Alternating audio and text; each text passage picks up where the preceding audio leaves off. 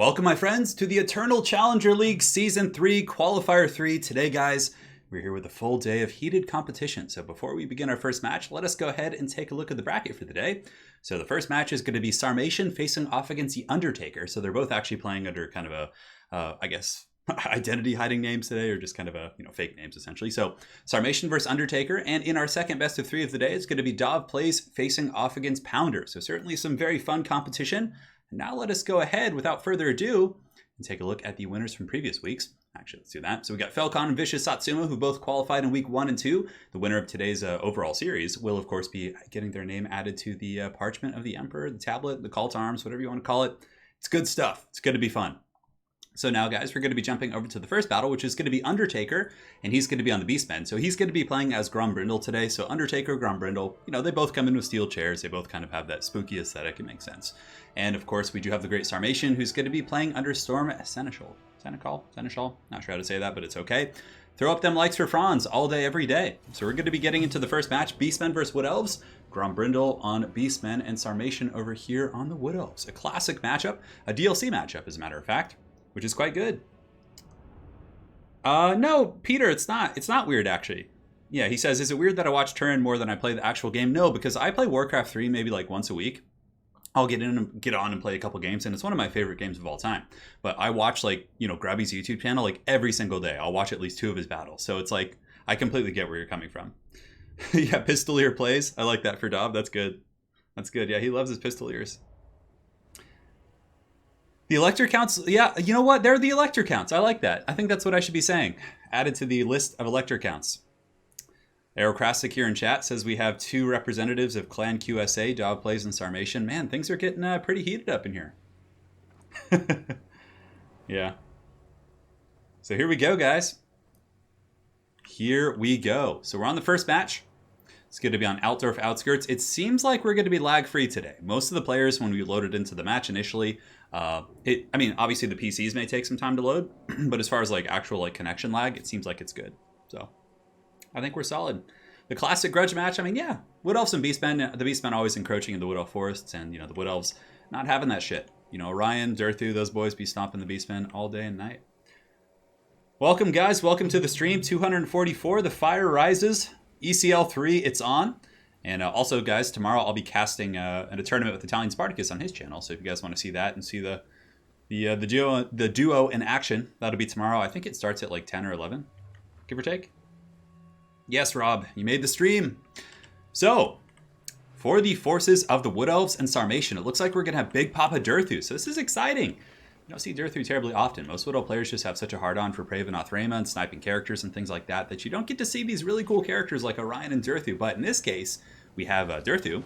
On top of that, a couple of groups of Wildwood Rangers. Now, Wildwood Rangers can pack some serious punch. 48 melee attack, 36 weapon strength. However, if they're taking head-on charges from Beastmen, they can die rather quickly. They only have 40 armor, and you can lose a ton of value. So what I think he may do is maybe use them on top of the Treekin. So he's going to put the Treekin on top of the Wildwood Rangers, so then the Treekin take the beating, and they can actually kind of wade through the Treekin and still attack. It's a really cool combo, actually. Kind of a old-school Warhammer 1 tactic there.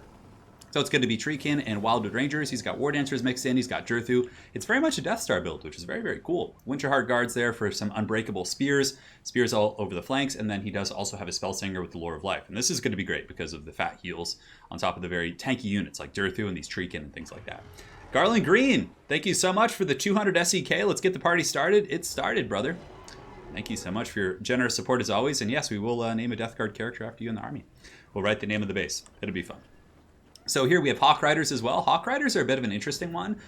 They pack some serious AP. So if you're able to actually rear charge things like Chaos Knights and Empire Knights, they can actually do some pretty good damage. Now they're very squishy in their own right, but they can chase things off the battlefield. They provide some missile pressure, some skirmish. It'll be interesting to see what he does with those guys. Now for the forces of Undertaker, we have a whole front line of filthy Ungors, which aren't going to win any beauty contests, but they'll hold things in place and get massacred by the Wildwood Rangers. It should be quite a bit of fun. We got Ungor Raiders here in the back line. Ungors, can do some pretty good damage against these lightly armored targets, like against Wildwood Rangers, Hawk Riders. There's a multitude of good targets for these guys. Even against Durthu, if all 4 are firing, it can wear him down. We do also have a Brayshaman with Shadows. It looks like he's rocking the Pendulum, I think. Is that Pendulum? I believe it is. Pendulum's such a good spell. We got Morikur the Shadowgave, the classic competitive pick, and he's going to be summoning some Chaos Spawn. And in the back, we have a bunch of Goreherds with shields, interesting. So yeah, maybe he's thinking there's going to be some like Wood Elf treachery in the back, but he's going to put these guys in the secondary wave, let the spears take the initial beating, which isn't a bad idea. But Goreherds could actually like tear up these Wildwood Rangers. Now, in a vacuum, Wildwood Rangers will win that fight, but in terms of, you know, a value trade, it's not going to be bad for the Ungors there, or for the Gores, excuse me. Now in the forest, we have the Centaurs, regular Centaurs across the board. So it looks like he was expecting a skirmish build for the most part. I mean, regular Centaurs pretty good at chasing down Wild Riders. Not Wild Riders, excuse me, Way Watchers. They're shielded. I mean, mobile still will be good here for cycle charging. But the one thing this army lacks certainly is anti-armor. But I mean, it's just Durthu mainly, and 4 groups of archers, if protected, should be able to do okay there. Yeah, very excited for this. It's a cool build from both players. Yeah, Aerocrastic predicting in chat that Sarmation's got this. We will see, my friend.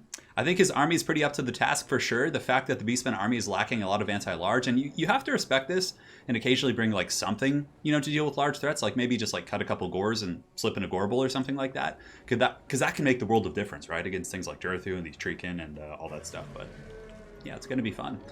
Start anytime. No need to wait for me. And it looks like both players are ready. So chat, who do you guys predict? Who's going to be the first victor of today's ECL qualifier? Wood Elves, Beastmen. We got the Undertaker over here on the Beastmen, and we got Sarmation, the hero of Clan QSA, over here on the Wood Elves. I don't know. I'd say as far as armies go, the Wood Elves may have a slight advantage, but that doesn't mean that the Beastmen can't do great work here. If the Centaurs are able to really hammer into the back of Wildwood Rangers, break them quickly, chase them off. I mean, Wood Elves have really good leadership, though, so it's still pretty hard. And now you can see that the Wood Elves are going to be taking a very aggressive stance. So they're going to be pushing forward here. And they're certainly not going to be waiting for the Beastmen. Up here in the front, you can see the War Dancers. Definitely a very good lawnmower unit. These guys hit incredibly hard. They have a bonus for infantry. It's going to be very interesting to see how quickly they cut through these Ungor spears. Now up in the front, the Hawk Riders have engaged, but they're going to be taking a little bit of free fire here from the Raiders. Not too bad. They're able to get back, maybe taking about 200 HP in damage. So good micro there from Sarmation, who he reacts quickly, because if he didn't, he could have lost a couple models. Could have been a very dire situation. Now the Hawk Riders in the back going to be getting up and behind the Blackhorn's Ravager. So if you shoot something in the back, the shields don't matter. So perhaps he's going to be parking back here and just going, or maybe he's scouting. We'll find out here in a second, but no, it looks like he is going to be turning and shooting at the back of these guys. Now right here, the Hawk Riders in the front still just continuing to shoot, and we do have the Wildwood Rangers and all these guys. And is everything okay out there? Ah, I see. Okay. So the War Dancers are going to be pushing up front. Sorry, I was just making sure everything's good with the dogs. Wildwood Rangers in the front going to be colliding with the Destroyers of Drakwold, which is going to be a pretty good fight for them. They'll be able to, you know, cut these guys to pieces in a matter of seconds. But the frontline fighting's underway. The War Dancers are going to be colliding with Ungor Spearman herds, and you can see they're taking a lot of burst damage. But the thing about Wood Elf burst units is they're pretty squishy themselves. I mean, they still have high melee defense, but their low armor does make them somewhat susceptible. In the back line, you can see the Ungor Raiders are going to be pouring all of their fire actually into the Firebark Elders, which is an interesting choice, but I guess just trying to break through that big armor. It looks like 2 of the Raiders are actually shooting at... No, they're actually going after both of these guys. It's a little bit hard to tell because they're actually stacked on top of each other, but for the most part, 2 groups of the Raiders are going to be focusing down these guys, and the other Raiders right here are going to be shooting into the War Dancers and these other troops. Now we do have some reserves coming in. You can see the Gore Herds are going to be coming in, and look how beat up those War Dancers are. I mean, they were just fighting like crappy spears, and they're still very low. Now that's not the whole story here. There was some engagements coming in from you know, some of the missile units in the back, and oh, a Pendulum's coming down. So Pendulum from the Beastmen is going to be going down the line of these Wildwood Rangers, doing a ton of damage. Pretty good value on that bad boy. And the Destroyers of Drakwold are actually holding their own, surprisingly. I mean, they have 47 melee defense and combat stats 27 melee attack. Isn't bad at all. And it seems like the Beastmen front line is actually doing rather well, and the Wood Elves seem to be crumpling in some areas. Now, in the back line, the Centaur pressure hasn't really been able to find a way in. You can see here Sarmation has been doing some really good screening. He's been able to just kind of hold things in place, and or not hold things in place, but screen out with his spears and not give too many good charges. But you can see here that Grombrindle, aka the Undertaker, coming in with the steel chair in the back, going to be getting a huge charge into all these unbraced Wood Elves. And these guys have a great charge bonus. This is going to be quite painful as all these guys kind of pile in here and potentially break the leadership of these guys. Maybe. No, they're still confident. Wood Elves have very, very good leadership. So Flock of Doom's going to be going down from Durthu. That was a beautiful cast. Really, really good play there by Sarmation. He's able to hit all of these troops, plus some of the frontline troops, perhaps. Yes, he did get them. Sword of Daith is going down as well. And now you can see the Hawk Riders are just jumping all over the Centaurs. So really good counterpunch there from the Wood Elves. Balance of power is in the favor of the Beastmen right now. So I would say that maybe they're in a slight state of an advantage. The Ungor Raiders are just punishing. I mean, they're tearing apart the lightly armored troops. You can see the Raiders sitting here with saturated fire, just shooting all over the Eternal Guards and the Hawk Riders and some of these other troops. Although it looks like they're actually going after Durthu now. interesting stuff. Now on the front line, Morker the Shadowgave has gotten in there with his Pimp Claw, and though he does lack AP, I mean, it still is a hard-hitting unit, and he can potentially do really well against some of these guys over the course of a long, grindy, kind of attrition-based fight. If we look on the periphery here, you can see that the Spellslinger with Life is being focused down by the Raiders, and really, I mean, the Wildwood Rangers are kind of crumpling on a multitude of fronts, and here, the Blackhorns Ravagers are tearing apart these guys, and the Winterheart Guard are also fighting Goreherds, which isn't a great fight for them, because though they're very tanky, they don't have the best damage output to really kind of cut through the Goreherds. So yeah, close fight so far. Bounce of Power is actually normalized a little bit. It's gone back towards the middle, so it seems like we have a very, very close fight here.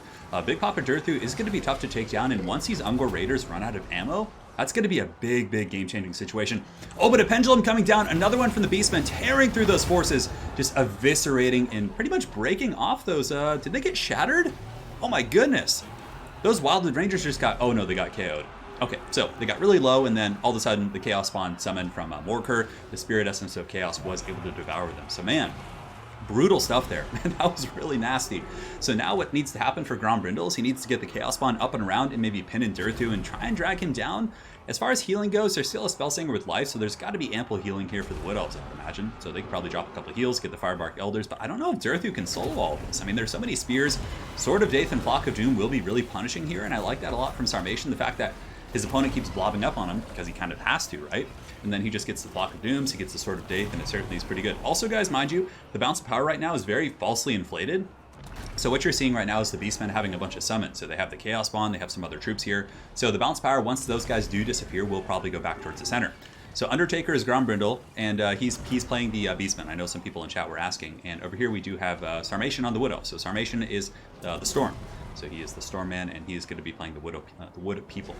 The Spellsinger with Lore of Life just kind of hanging overhead. It could honestly go in for some sniping attempts. Maybe going over here to just punch this Bray Shaman would be a good idea. And you can see some of the Raiders still generating some good firepower. Actually going after the Spellsinger of Life, maybe just focusing Durthu at this point might be better. Because Sarmation has been using quite a bit of his Winds of Magic on like Flock of Dooms and other things like that. So he probably doesn't have the most like kind of Earthblood reserves left. And it looks like a massive rout coming in here for the Beastmen. And the Beastmen just have a bunch of Haggard Raiders at this point. And yeah, I mean, Durthu will just slap up Morker for sure. In a vacuum duel, like if they just fought, even at this point, he could probably win that.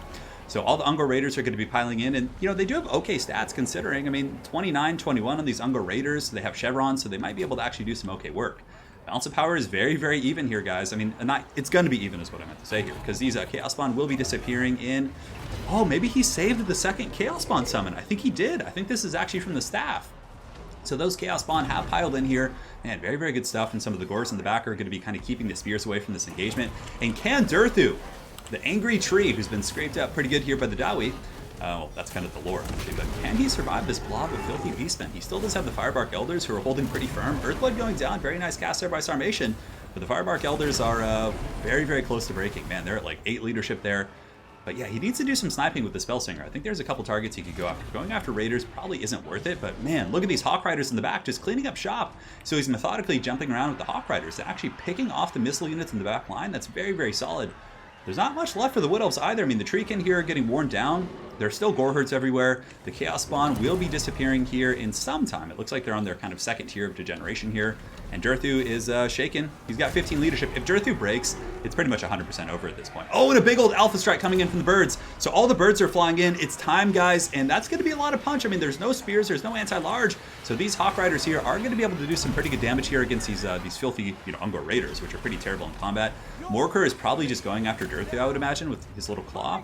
And he's somewhat healthy. There's also a Bray Shaman with shadows in here. And the Bray Shamans aren't pushovers. They have 35 melee attack and 310 weapon strength. So they can do some punch as well. But Durthu's, getting some good tree slapping here on Morker. Man, this is a very close fight. So now what you see is what you got. The freaking Chaos Spawn are gone, so there's no more summons. So what you're seeing now in terms of the Bounce of Power is like an accurate, perception of what's going on, essentially. So Call of Violence is going to be going down, keeping these Ungor Raiders fighting. And man, these Ungor Raiders are just not going. They're just fighting hard. Oh, and another Pendulum in the back is going to... Man, his Pendulums have been like scalpels this entire game. He's able to break off the Eternal Guard here in the back, and those guys are broken. They're shattered. I mean, it was only a couple models, but, I mean, he has no other spells. So you might as well do that, right? And Durthu looks like he might be breaking. The Treekin need to come in and rescue. Durthu is like the last hope here. So right there, nice Hawk Rider charge, keeping Morker away, which maybe will allow Durthu to get away. It's hard to say. The Hawk Riders are going in, the Spellsinger's going in, but Morker is very, very tough to take down, guys. Very, very tough to take down. So here you can see that the glorious Durthu, the Lord of the Woods, I don't know, what is his nickname actually? Is he like a Vengeful Tree, or I don't know, what do they actually call him? Anyways, 128 HP here on Durthu. He might be able to get away from the very nice pin here from Sarmatian, but it looks like the Beastmen are going to take this game. Man, very well played. I actually thought based on the army compositions, he wouldn't have enough AP to deal with those guys, but he was able to generate really good value. His focus fire using the Ungor Raiders to pick apart the War Dancers and some of the other lightly armored troops like the Wildwood Rangers, which is so cost efficient. I mean, the War Dancers and Wildwood Rangers did barely anything. I mean, they did some okay damage, maybe killed some spears, but the Raiders really put those guys down. So that's going to be game one, going to the Undertaker. Coming in with a steel chair. Undertaker's Grombrindle, for anyone watching. And he's up 1-0. And remember, these are best of threes. So if he wins the next one, that'll be it. And yeah, if Sarmatian wins, it'll go to game 3. Pendulum costs, I think, like 12 or 13 wins of Magic. Captain Rump, welcome to the stream, man. We also have a donation coming in from the Michael Isaac. He says, still at work, so I won't be able to stay and watch, but I figured I'd make a small contribution in lieu. Thank you so much, man, and hopefully you'll be able to tune in, check it out tomorrow, or later tonight, whatever works best for you, man. So that's going to be game 1 for Gromby, for the Undertaker. That was a cool build from the Beastmen, for sure. And now we are on to game 2 in this best of something here. So the next map is going to be, let me go ahead here and check this out. It's going to be Pillar Bone. Pillar Bone, a classic map. We're going to be doing some new maps in the second series with Dob Plays and the Pounder. And this is, man, why is my brain just not working right now? You know, that's the one thing I sometimes like wish I lived in Europe just so like I could stream at like 5 p.m. I'd be so much sharper. Oh my god. All right, so now it's Wood Elf. No, not Wood Elf. Sarm picks and bans. Go. All right, so Pillar Bone's going to be the next map here, guys. And now we can take some questions here in chat if you guys have any. Yeah, that was interesting. You know what I think would have been better with Sarmatian's build? I think if you mixed in Dryads. Dryads are cheaper, and arguably they're going to be like, they have physical resist, and you know they can grind out those frontline engagements for sure. I think Dryads would have been better. Yeah, the Ungors got to use all of their ammo. Like, yeah, maybe mixing in a couple Wild Riders as well, just to kind of sweep the flanks and hammer the back line. But I think a Dryad front line would have been a little bit better too. Like maybe mixing in War Dancers with Dryads. The Wildwood Rangers I kind of think are really expensive, and Ungors can take them apart. Oh, Chaos versus Dwarves, yes! Yes! This is going to be awesome. It's going to be awesome. All right, guys. We're good. We're set. So it looks like Sarmatian picked... He bans Lizardmen and Norska, and he picks Chaos. And it looks like Grombrindle's going to be going in with the Dawi, which is his namesake. I know, Death Guard love capes, Felcon. Well, it's because, yeah, the Death Guard have a lot of like capes and cloaks because they're kind of a, you know, they're from another time, right? They're from 10,000 years before the existing time period, and there was a lot more of that in the Heresy era. So, my socks, one of them is white, one of them is black. Turin, what is the meaning of life? To crush your enemies, see them driven before you, and hear the lamentation of their women. Come on. Is that what you wanted? I think it's what you came here for. What do you think of the Rangers with axes? I'm not sure what you're talking about, Will. Which faction? Satisfy the grudge! They've wronged us! Slanesh Rave Marine says, I thought about starting 40k tabletop. Do you think I can start with Harlequins? Yeah, Harlequins are really good, but they're better mixed with regular Eldar. So what I would honestly do if you want to play Harlequins is get a small detachment of them. Like you get like get the characters you like, and then get 3 groups of the jet bikes with the haywire cannons, and then from there you mix in regular Eldar. It's much more efficient. Like going pure Harlequin is like very glass cannon and kind of an all-in type style of play. But Harlequins make a really good supplement to regular Eldar, because you can mix Eldar, Dark Eldar, and Harlequins in an army together, which is pretty cool. So you can go Dark Eldar and Harlequins, you can go regular Eldar, you can mix all 3, whatever you feel like doing. So, yeah. The Dwarf Rangers. Oh, they're okay. They're okay. I'm not a huge fan of them. But, I don't know. I'd rather just get like Thunders or Coilers or things like that. Yeah. To crush your enemies. I love that. The Conan the Barbarian. What is best in life? Yeah, it's really good. I'm going to get some water real quick, my friends. I'll be right back.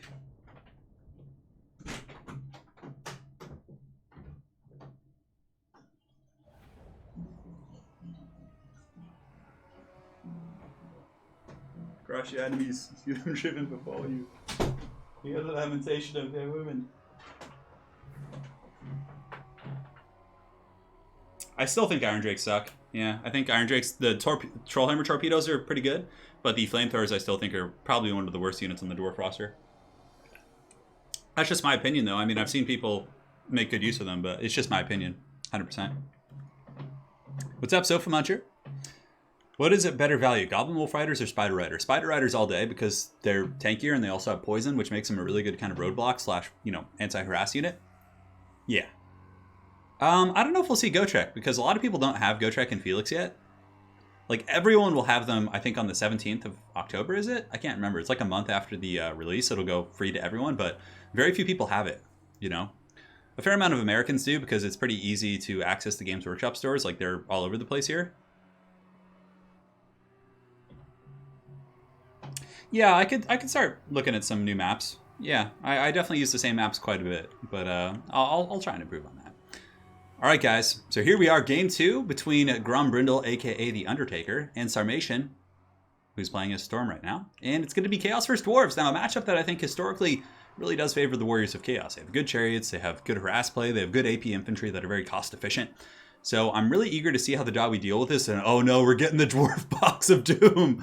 Oh man, is this going to work though? I mean, I'm quite curious about this. Oh, is that Thorgrim? Oh, Thorgrim Grudgebear. Oh, and he does have the DLC. Guys, we have Gotrek Gurnison. Hell yes. I am so excited for this.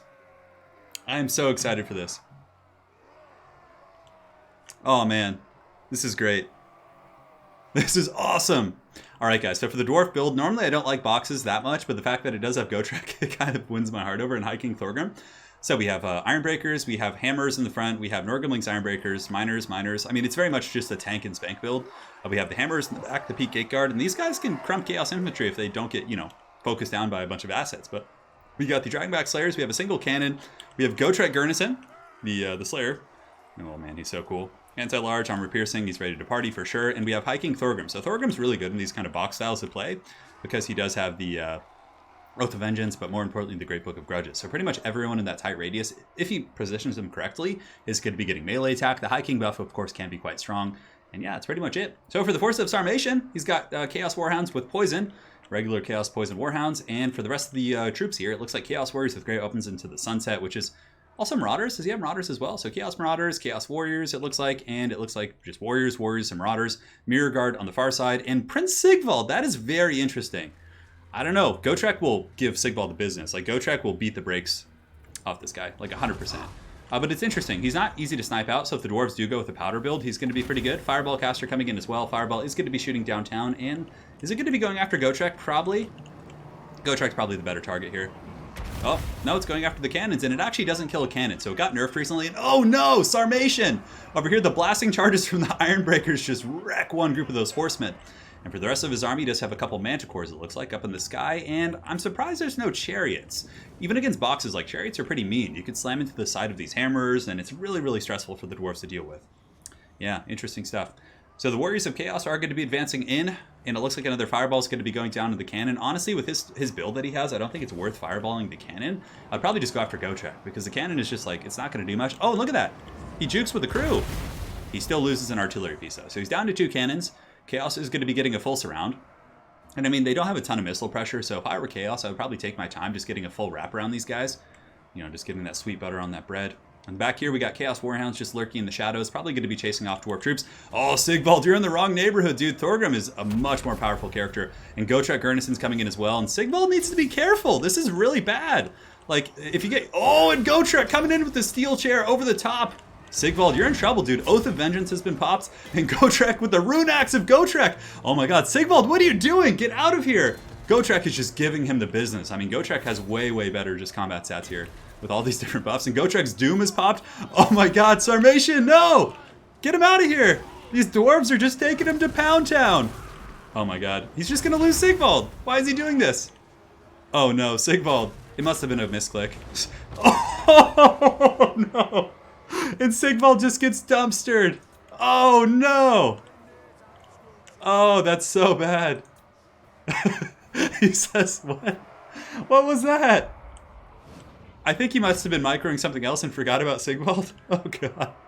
Was this a 3K duel? Oh god. That was pretty nasty. Oh my god. Gotrek, what a beast. Vengeance. So Fireball's going after Gotrek or the cannons right now. And now the Warriors of Chaos pretty much have to fight leaderless. Now, I'm not sure why they're trickling in. They should probably be doing a big timing strike here, but he's trying to break the Iron Breakers. I don't think... I mean, it's still possible for Chaos to win, even without Sigvald. Sigvald's, like, pretty cheap. Dear God, that was bad. Sigvald just got destroyed. The grudge settled. Satisfy the grudge! Oh, man, that was painful. Like, Thorgrim's a beast. Thorgrim could beat Sigvald in a duel for sure. And then adding Gotrek to the mix. So Gotrek's going to be slamming in the front line here. And with Gotrek's Doom, he's going to be able to tank this for quite some time. And he'll also be able to get a fair amount of kills on these guys. And the Slayers are going to be coming in to help Gotrek. Very, very fluffy thematic situation here. Yeah, drop an F in chat for Sigvald. He certainly paid his dues. And the Chaos Warriors, the Great Weapons, are going down rather quick. I mean, every time Gotrek swings, he takes out like 3 models. High King Thorgrim here is actually getting sniped a little bit by the double Manticore, but even still, the Manticores are getting fended off themselves as the Dragonback Slayers from Gromvindel are going to be rotating over there. Nice Throwing Axe play here from Sarmation. He's able to get the Throwing Axes parked up on the high ground, and they are shooting at Thorgrim and some of these other troops here. And in the meantime, his blasting charges are just shrekking these troops, and Norgrimling's Ironbreakers are going to be able to tank these guys all day. I actually think that Chaos Marauders with Great Weapons are one of the weaker units on the roster. I personally think just getting Chaos Warriors is so much better, because you don't really have to worry about blasting charges and other things like that, but yeah. Aerocrastic, I don't know, man. That was pretty brutal. I mean, Gotrek is just going deep on these Chaos Warriors. So Gotrek's here. I mean, I definitely think if you're going to go with Gotrek, you might as well bring Felix, because he can heal Thorgrim. Oh, and that cleaving fireball from the Warriors of Chaos. Able to take out so many of those Dwarven Hammers, but now they're going to be coming in. They're pissed. There are grudges to be settled, and yeah, the Chaos Marauders with Great Weapons are going to get hammered pretty hard here. It's hammer time. And now you can see that Gotrek quite happily in here, just chopping away with some of his fellow dwarves. The Manticores are starting to get taken out by High King Thorgrim, and he does have the support of the Dragonback Slayer, so that's going to be quite strong. In the back, we have Mirrorguard fighting Ironbreakers. That's going to be pretty much a wet noodle contest for like a year. Both are relatively... I mean, Mirrorguard have good DPS, but not against armor. Their AP is very, very low. They're sword infantry. The Chaos Warriors here are getting fully surrounded, and I just don't think there's any way that Chaos can win this. I mean, High King Thorgrim and Gotrek are just going to be able to just annihilate everything. And Gotrek coming in, and trust me, he's taken on more foul beasts than the mere Manticore here. The Manticore certainly not going to be able to take that. So, yeah, maybe Sigvald just had a Slaaneshi thing that he liked. He likes that kind of stuff, maybe. Who knows? So at this point, I just don't think Chaos can do it. I mean, they don't have enough punch left. Gotrek is going to be able to kind of cleave through these. Thorgrim is like a one-man army, too. If, like, Thorgrim is able to go unimpeded and, man, he's just going to be able to lead the Dwarves. Not only is the High King buff going to be active, which is going to give everyone immune to Psych, it's going to give them combat stat buffs. Gotrek's there. I mean, he's such a monster to beat down. And here you can see there's a couple Marauder Horsemen with throwing axes, but basically the best they can do is some Haggard skirmishing and then cycle charging. Mirrorguard are the last bastion of the Warriors of Chaos, and it looks like the Chaos Sorcerer is maybe thinking about going after Gotrek. That would be a bold strategy, but oh, Gotrek. Yes, the monster is coming to duel Gotrek. He's such a cool character. Look at him. Fireball's coming in as well. Fireball, let's see the damage. Ooh, that did about 500 damage, but Sarmation knows it's over and is going to be withdrawing from this game. Yeah. Brutal. Brutal. So Gotrek and Thorgrim just literally just sending Sigvald into another dimension. Gotrek literally just sent Sigvald into Age of Sigmar. He clubbed him so hard that he got end-timesed himself and was sent into Age of Sigmar. Oh my goodness. That was just obviously a misplay. So, it is what it is. Everyone does stuff like that from time to time. So that's going to be 2-0 there. And now we're going to be moving on to the next match. So let's go to the bracket and get the Undertaker, who is going to be advancing to the finals. And now we have Zob Plays and Pounder, which should be quite a bit of fun. All right, and here we go. GG. So, Dov and Pounder, if you guys are here, please join up the same lobby at Dov and at Pounder. Emote commissions? What is that? GG the Undertaker, he will be advancing. And we have a donation from Matthew Smith for 10. He says, oof, feel a little bad for pretty boy Siggy. Yeah, Siggy did not have a good time in that game, unfortunately. He felt the full wrath of the Dawi Nation.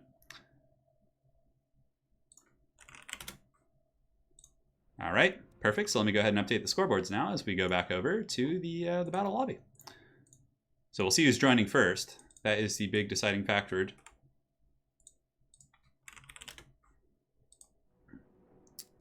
And for these guys, I believe we're on the Ogham Shard for the first map. Let me go ahead and double check here. Yes, it's going to be Ogham Shard. Is it the Ogham Shard or is it Ogham Shard? I always get this wrong. Thank you guys so much for joining today. 815 people. Always a good time.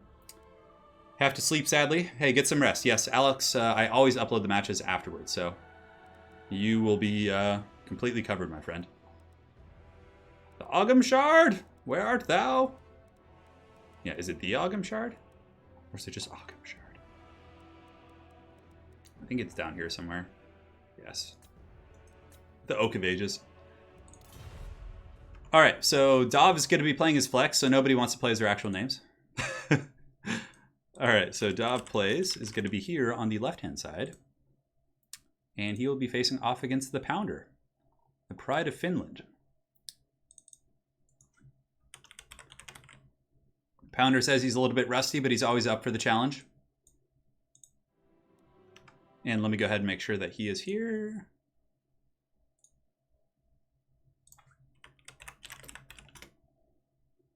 Cool.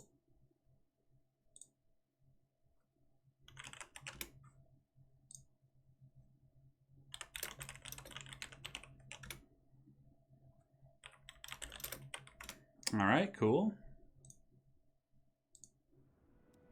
And yeah, he'll be joining in just a minute. Drop a like as well. I always enjoy watching the tourneys live, though I think we need to see Turin versus Heir of Carthage best of 5. That'd be fun. I'd do that if you wanted to. I would do that. I played Heir of Carthage twice on ladder. I played him twice, yeah. But I've never played him in like a tournament setting or something like that. No, don't even bother. I can't pronounce. I'm terrible at pronouncing foreign names, unfortunately, or names that are foreign to me. Yeah. It's just not something I'm not gifted with, unless it's Japanese, because I studied Japanese for some time. Hey, Jason Denny. Sounds good, man. Thanks for joining as always. We'll see you around, brother. We'll see you around. Hopefully you guys enjoyed seeing the Death Guard stuff today as well. That was quite a bit of fun.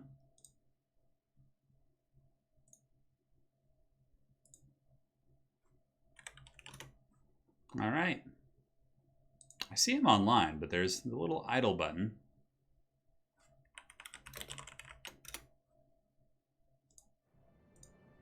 Well, we'll give him another couple minutes, and if he doesn't show up in the next like 2 minutes, it'll be pretty easy to find a replacement. 2v2s, you know, I've never been that into 2v2s really. I mean, I don't know. It's just, I've always preferred competitive formats in pretty much everything. It's more like there's more at stake. It's more of a true test of skill, you know? Oh, man. None of you sleep until this is over. I did not upload a battle report, but rather I uploaded my 40k army. So I just did like a showcase. Stand by. Nesting him.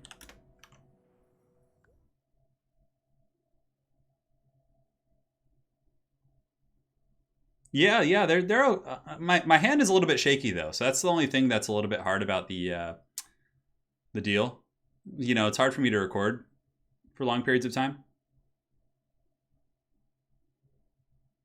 Yeah, 2v2s are okay. They're fun occasionally. Like if I didn't have, you know, hand problems, I might do it more often. It's hard to say. Yeah, so I just messaged Pounder. Not sure where he is. I mean, you can do competitive 2v2 for sure. It's just I prefer 1v1.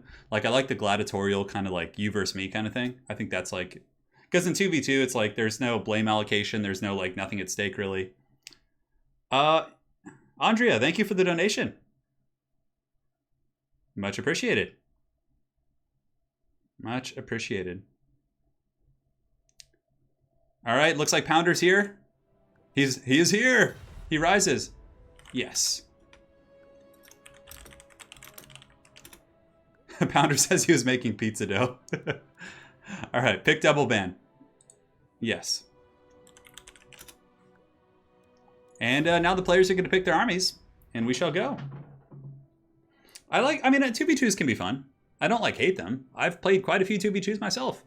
It's just if I'm going to be putting videos up on the channel, I think you learn a lot more about actual like how to play factions from 1v1s. 2v2s has its own kind of set of strategies and things like that, but imagine a 10v10. Yeah, the sub-commander format can be fun. Yeah. I mean, that's basically, I mean, Spartacus and I used to kind of do that, where one of us would control the archers and the other one would control this or that. And it looks like Dov is going to be going Bretonnia, and he's banning Vampire Coast and Tomb Kings. Cool. Pretty strong stuff. I have a feeling we're going to be seeing Gotrek and Felix. Turin is all about blaming the loser. What? What are you talking about? What are you talking about, Jared? Now with Gotrek and Felix in the game, you surely have to bring back your 2v2s. Yeah, you know, I could do a 2v2 tournament. I wouldn't mind doing that like during the week. It's just kind of a fun thing. And Pounder's going with the Lizardmen. Cool. I've done many 2v2 tournaments. I've had at least 6 or 7 of them on the channel, I think. And Andrea's going to bet the €2 on Dov. Ah, well, Dov is being paid for. Oh, no worries, Son of Gondor. Please, dude. A true Son of Gondor is always welcome here on the channel, and I appreciate all the support you've shown in the past. No worries, man. No worries.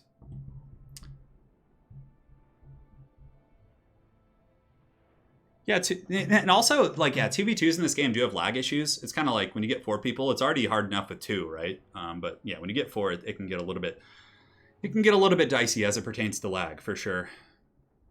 Yeah, Dov has been using a lot of Pegasus Knights lately on his channel. I've been watching some of his videos, and I see that he's probably going to bring... I bet you he will bring them. Although against lizards, it's a little bit tricky. They're pretty heavily armored, so maybe not. I don't know. Does Pounder know how good the Dread Saurian is here? I don't believe it. I don't believe it, Arrow.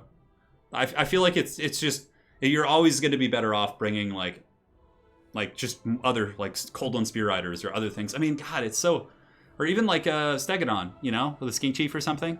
I feel like the Dread Saurian just, like, never makes contact. Its mass sucks. It gets stuck on things. It's just jank. I don't know, maybe.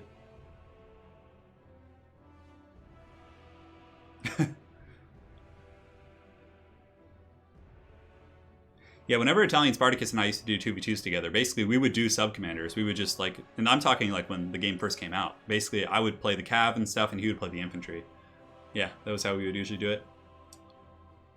Gorok. I don't think we're going to see Gorok. We have many Sons of Gondor here. Dread Saurian annihilates Bretonnia? Really? Even with Gotrek and Felix? You know who's actually better than Gotrek and Felix, I think, in this matchup? Is bringing Gotrek and Green Knight, or Felix and Green Knight, because the healing on the Green Knight is really oppressive. Yeah, I don't know, though. Yeah, I feel like Carnosaurs are better, too. I don't know, yeah. It's the thing is, Arrow, is like the freaking Dread Saurian gets like stuck on like anything, like Yeoman, like freaking Knights of the Realm. Like it's so clunky. Yeah, but I hope you're right, Arrow. I really hope you're right. Like if I haven't seen it yet, so I can't really draw a true opinion. But yeah, I don't know. Are they ready? Oh, Pounder says he's ready. Start when ready. And guys, welcome to the second best of 3 of the day between Dov Plays and Pounder. The Dark Lord of Pistoliers facing off against the Pride of Finland. Should be quite a bit of fun. I have not downloaded Tic-Tac-Toe yet. I just have like, it's not even that I'm like making a stance about it. I just like, it's just never, I have zero interest in playing him. I don't know.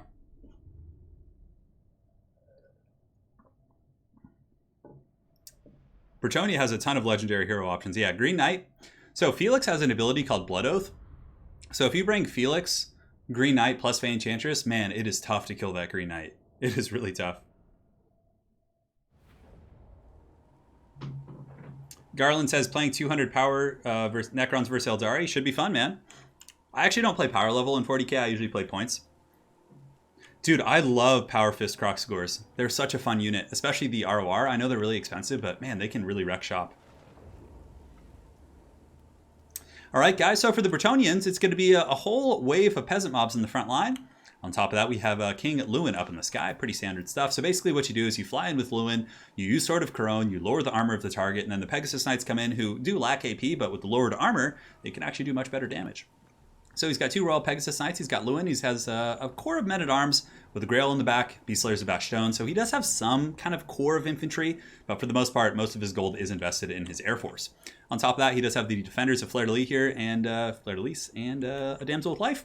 Cool build from Dov. I mean, I'm really excited to see how the Pegasus Knights do. Now, if the Lizardmen decide to bring, like, you know, any sort of, like, skirmishing units, like the lizards, not lizards, but the salamanders, excuse me, they're going to get hunted pretty hard. So for the Lizards, looks like a good army, to be honest. So Chameleon Skinks are going to be a great kind of counter poke unit against Royal Pegasus Knights. He's got Spears, he's got Temple Guard. I mean, it looks like a pretty resilient army. He does also have a Salon Mage with Light, so he's got nets. Well, not all the spells, but he does have a couple of them just to have some tactical flexibility there. And in the back, Pounder does have Colden Riders. No Spear Riders, which is very, very strange. I don't know if this is like some hip meta thing I'm not aware of, but I feel like you should always be bringing the Spear Riders against Bretonnia. But anyways, we'll find out. Up in the hill, he does have the Pot cohort of Vanguard, and Dob Place has a Vanguard as well of Mounted Yeoman Archers. Now, I'm curious to see, are the Pegasus Knights going to take the engagement against the cohort? Probably not. I think the cohort might actually win that fight because, again, AP, but they won't get the charge. But Dov does have the opportunity to isolate here. For example, King Lewin could like sweep over here and maybe take those guys out. Like if Lewin flies over here and the Pegasus Knights cut them off, that could be a really nice pick if Lewin could, get his butt over there pretty quick. Anyways, the Bretonians are going to be advancing in the front line on the Ogham Shard, which is a very cool map. And mind you guys, there are some aquatics here, so there is some water for the Skinks to fight in, which will give them the ultimate advantage in Warhammer 2. Now over here, Mounted Yeoman Archers need to be careful. Dov needs to be careful here. I mean, these guys could get picked off by the Oh, they were hidden! So Dov actually couldn't see these guys. They were right behind the hill. That is why he didn't react to that. Okay, interesting stuff, but I think he's aware now. He sees them. He's going to be kiting back, and it looks like all is well in the realm. So as far as Pegasus Knights goes, he does have 2 of them. I wonder if he's going to be taking a fight here. I don't think so. I think it's too risky. Oh, but he's going for the charge! So the Pegasus Knights get a huge downhill charge, and man, look at that damage. Now, that is big. Man, those Pegasus Knights doing work, and here comes the King Lewin. So Lewin's going to be going after the Salon. Oh my goodness, that is a really, really good burst damage. So it seems like their charge animation was slightly fixed. Lewin's going to be coming in as well, and it looks like some sort of witchcraft is going to get popped. So there is going to be a net of Amnitok right here from the Lizards, although I don't know if that was really a good idea. Again, it is going to allow for a countercharge with the Pot cohort, but it seems like some of the models have gotten back up into the sky, which is super annoying. I hate how that works. And in the meantime, though, Pot cohort is going to be coming in, and they should be able to get some of these guys, although the Pegasus Knights, for the most part, seem like they got back up. They do get this round on Lewin, though. So Lewin is surrounded right now a little bit. Yeah, you can see the Lizards have gotten some pretty good punch on him, and the infantry are going to be piling in. And Gary on the far side, unfortunately, this Pistolodon is isolated and is going to be 100% taken out by those Royal Pegasus Knights. Now, as far as the frontline fighting goes, you can see the Legion of Chaqua and the Saurus all kind of grinding and fighting here, which is a good situation for the dinos. But I would say that Job has certainly come out with a pretty good advantage here. He does have Temple Guard here with Barona's Time Warp, so anti-large armor piercing here from the Lizards is pretty good. And now comes the counterpunch. So the Pegasus Knights are engaged in combat. Blood Statuette of Spite won't do that much because it does damage, if I'm not mistaken, per model. But the Royal Pegasus Knights are going to be getting attacked. Regrowth is healing them up, but the Lizards are coming in with some pretty good force. Now, I'm really surprised why he didn't bring Spear Riders. Spear Riders would just be so much better here. And why are they not taking more damage, man? Those Pegasus Knights are tanking it pretty good. So here we do have Lewin going after the Toad. The Salon is definitely taking a bit of a pounding. Temple Guard also giving some damage back to Lewin. So it's not a completely one-sided battle here. And in the rest of the battlefield, I mean, the Lizards, as expected, are going to crush the Bretonnian infantry. And you know what? This Solar Engine actually did a pretty good job occupying those Pegasus Knights. And like I said, Pegs Knights don't have the best AP, so it's going to take them a while to get through 140 armor. Now, the Lizards are stabilizing a little bit. You can see the Pegasus Knights here. Actually, right as I say that, the Pegasus Knights are just annihilating these Golden Riders. Man, that's some really brutal stuff, and the other Peg Knights are going to be coming in as well. I think the Lizards just have to Helm's Deep. They basically just have to sit on top of Temple Guard and hope that Lewin gets dragged down here. But I think the Salon Mage is just going to get cycle charged by Lewin. Man, yeah, I thought for a second I thought the Lizards were actually winning that fight, and then I looked, I was like, oh, never mind. Pot cohort is back online, so some anti-large troops are here to fight. Lizards have a ton of stuff left. I mean, they have Chameleons, they have other troops like that. The Solar Engine is getting some distance from the Spears, and probably will start shooting at the Pegasus Knights soon, I would imagine. But somehow, some way, the Bretonnians still are not ahead on the Mounts of Power. I don't know. I feel like they've gotten so much value here. Granted, Lizards do have a ton of infantry left. They have the Legion of Chaqua here. They have Temple Guard everywhere, and those guys are going to be tough to take out for Bretonnia. Even if the Salon does die, those guys are no joke for sure. Oh man, Lewin is getting beaten up here. Lewin's taking a ton of damage from the Colton Riders. Pegasus Knights are going to be countercharging, but mind you guys, there are a bunch of Temple Guard and elite, halberd infantry here on the ground that can, poke them down. Legion of Chaqua as well has a really good bonus versus large, so this Toad is not going quietly into the night. Now, in the distance here, the Saurus Warriors are chasing off some of the men-at-arms and peasants, things like that. And, oh no, Dov, don't let your caster get caught. So it looks like the caster might get caught here. It depends if Pounder can get a good surround. So if he moves up and then attacks, and it looks like he's doing that, I'm not sure. Yeah, it looks like he's going to be turning around and getting us around. So he moved past the damsel and then pushed in. So now the damsel's surrounded by anti-large. That is a really, really good pick here by Pounder. Potentially one that can get him back in the game. And I would imagine a Barona's Time Warp or something is free here. Yeah, so Shield of the Old Ones or a Pretzel going down. The stats of all these troops are going to be very good. Armor buff, melee defense buff. This is a good fight for the Lizards, one that could potentially get them back in the game. Now, a Bronos Time Warp here would be super juicy. Yeah, there it is, giving melee attack to all these troops, and Dav is suddenly in a bit of a precarious situation here in this flank fight. I mean, Lewin's doing okay. I think the Damsel here is probably going to go down, or at least get very, very low. Yeah, Damsel's broken right now. Lizards are most certainly not going to break. They have that cold-blooded determination. They're going to be holding on to the bitter end. And it seems like the Lizards are maybe clawing their way back into this game. I mean, getting the Damsel pick there is very good.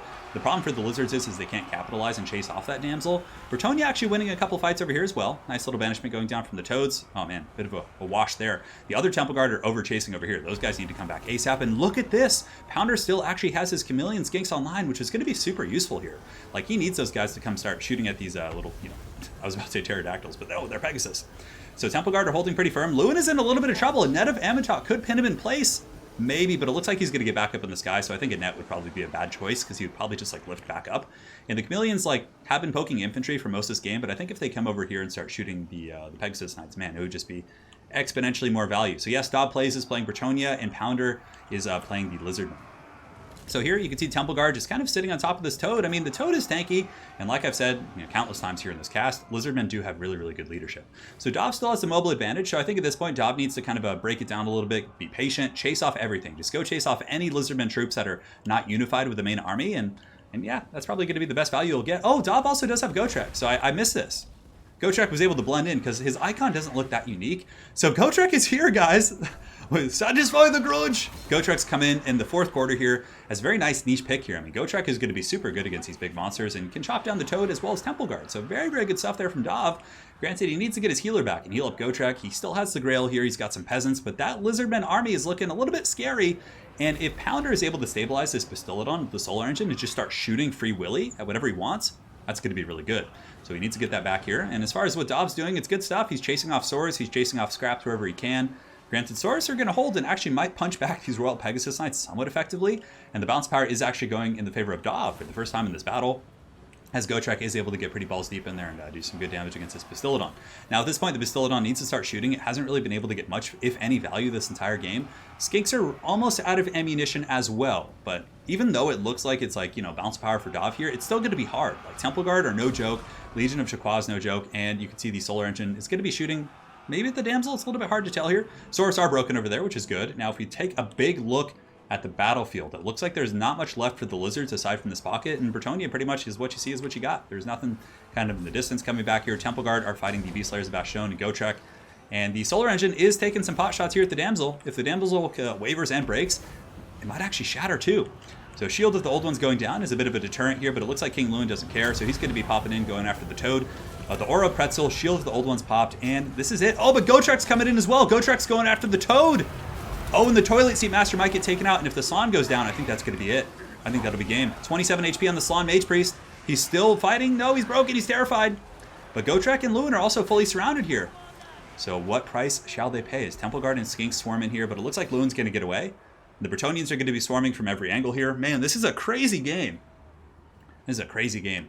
Up in the sky, you can see that King Lewin is going to be taking flight here. Gotrek going to continue fighting in here. The Solar Engine taking some pot shots at Lewin and making contact. But the Slan Mage Toad getting sniped out like that was a very, very good play there by Dav. Make sure they don't have any questions now. They're just saying good luck, have fun. All the good usual sportsmanship stuff. Beast Slayers of Bastion still fighting with one model. Incredible Bretonian leadership here. Temple Guard, Legion of Chaqua are still no joke though. Oh, and the Solar Engine with a huge blast right in the face of Lewin. He still does have plenty of room for healing as well. And is the Damsel online or did she shatter? The Damsel actually came back, so there could potentially be Earthbloods or other effects like that. And are the Lizards going to be able to hold those? The question. I mean, oh, and the Toad is back! Somehow that fat, disgusting Toad is back and he's able to get the a buff off? No, it doesn't look like it. Does he have any Winds of Magic for a net? Man, Slans have such good leadership. And here comes a buff. The Toad is going to be chanting one final buff before he croaks. Does he get it off? He does get off the Bronos Time Warp. What a valiant effort here by the Toad. But King Lewin, the true king of Bretonnia, T-posing up on top of his bird, which is pretty great. So Dav is able to snipe him, which is a very, very good play as well. Temple Guard are breaking here. These Temple Guard are holding. I think Dav's going to get this one. I don't think Lewin and Gotrek can be stopped. Gotrek here is just up to 93 kills, doing a very, very good job. And this is cool. Man, this is really fun. 900 HP on Gotrek. I mean, he's fighting hard. Temple Guard are going to break these guys, but that Grail is also doing really good. I mean, all these Bretonnian supporting troops would be broken off, if not for that Grail, probably. So now you can see the Temple Guard here for Pounder are going to be getting a full surround here on the Grail, and they're just like, screw this shit. We're sick of this. All you Bretonians are immune to psychology. We do not want this anymore, so it looks like the Grail may be going down here. Temple Guard here are going to be rotating over to intercept Lewin and company. Damsel's coming back online, which is very nice as well, and the Lizards are getting closer and closer to army losses, it looks like, which is an insane game.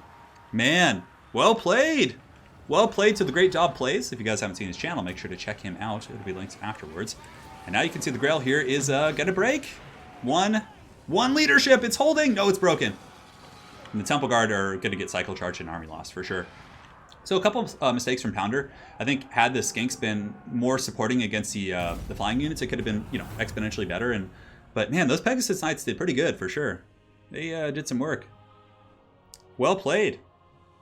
Well played. It is true. All right, guys. So Dov is going to go up 1-0 here in this best of 3. We're going to move on to game 2 here, which is going to be Angui. So let's do that. Well played to those two gentlemen. That was a really fun match to watch. You know, Pounder was on the ropes, but he almost came back. He played a great game as well. Both those guys did. Well played, well played. Pounder, picks, and bans. Yeah. That was a great game, wasn't it?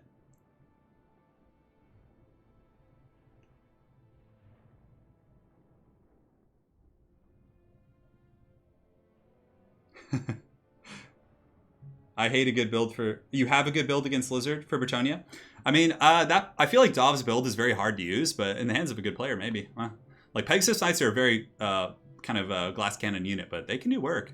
I mean, he had a good showcase. Gotrek was also a really big game changer, too, because he was able to come in the late game and like kill a lot of those armored units. Yeah, and then, guys, if you have any questions about builds... Aerocrastic in chat is like one of the best players out there, so make sure to give him an ask. Oh, sorry, did I miss something during the game? So we have Juggernaut. Thank you for your donation, Juggernaut. Tip for counteracting the my shaky hand camera. All right. Many smartphone cameras have a steady function that makes the video stable. Hey, Juggernaut, thank you so much for the suggestion. I'm actually not using a smartphone. It's actually a camera. Like it's a camcorder. It's better quality than smartphones, but it might have a stabilization feature. So I'll try that, man. I'll see if it has something. It should have that built in. But thank you so much, man. Yeah, it's hard because I already have hand problems, so holding the webcam for like hours at a time while I'm filming can be hard. Or not webcam, but the camcorder. So thank you so much, Juggernaut, for your donation. Almost heaven. We have a donation from Oliver on PayPal as well, coming in with the €3. Oliver, thank you, dude. Thank you, brother. Appreciate the support. How much Total War Warhammer have I played? Are you asking me or somebody else in chat? I play maybe like 3 to 5 games a day, just to keep fresh. Unfortunately, my hand can't handle any more than that. So Pounder, it's time for an Empire pick. Bans Vampire Coast and Dawi, and Dov is gonna go Beastmen. Oh, this is gonna be fun. Now Dov has some pretty good builds here. I've seen his Beastmen build versus Empire, and it seems quite strong. So I assume there's gonna be a Vanguard, but what is Pounder gonna bring is the question. Turin, have you tested the Iron Drakes? No, I haven't.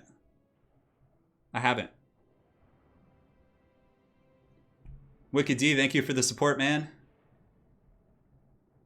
We got Falcon up in here.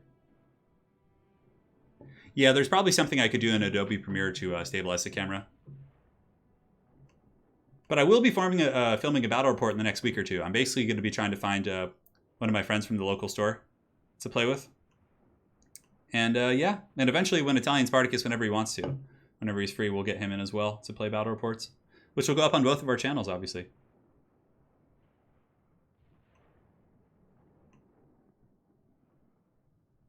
So it should be fun. Yeah, Misha, that'd be cool. Unfortunately, I have a Walmart budget as it pertains to my camera stuff, so I have a tripod. I mean, I could put it on a tripod and just sit it there. But I think the more engaging battle reports are the ones where the camera follows the action. So, I don't know. Maybe Wolfheart. Black Lions is a little bit risky. Beastmen are really good at hunting wagons. So, I do think Warhammer, or Total War Warhammer 40k would be work and it would be fun. Yeah, I think it would be a great game. I think if they end up doing that, like, it would be awesome. You see, the thing about Iron Drakes that makes them bad is their line of sight. Yeah. I don't know, though.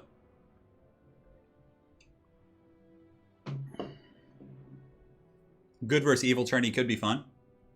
We could do like a Grand Alliance tournament where it's like you have like Empire, Dwarfs, Bretonnia, you have all the Vampire Undead factions, then you have like, you know, the Elf factions. I don't know if he's gonna bring wagons. He might, just because he might want to entertain you guys, but I would be very, very surprised. Pounder's ready. Now we're just waiting for the great Dob plays. If Dob does win this, he'll move on to the finals to face the Undertaker. That sounds like a WWE like final boss fight. Well, you know, obviously if you play a faction a lot, you're going to know its weaknesses. So Dob's probably quite happy to play against Empire because that's one of his favorite factions. So something to consider.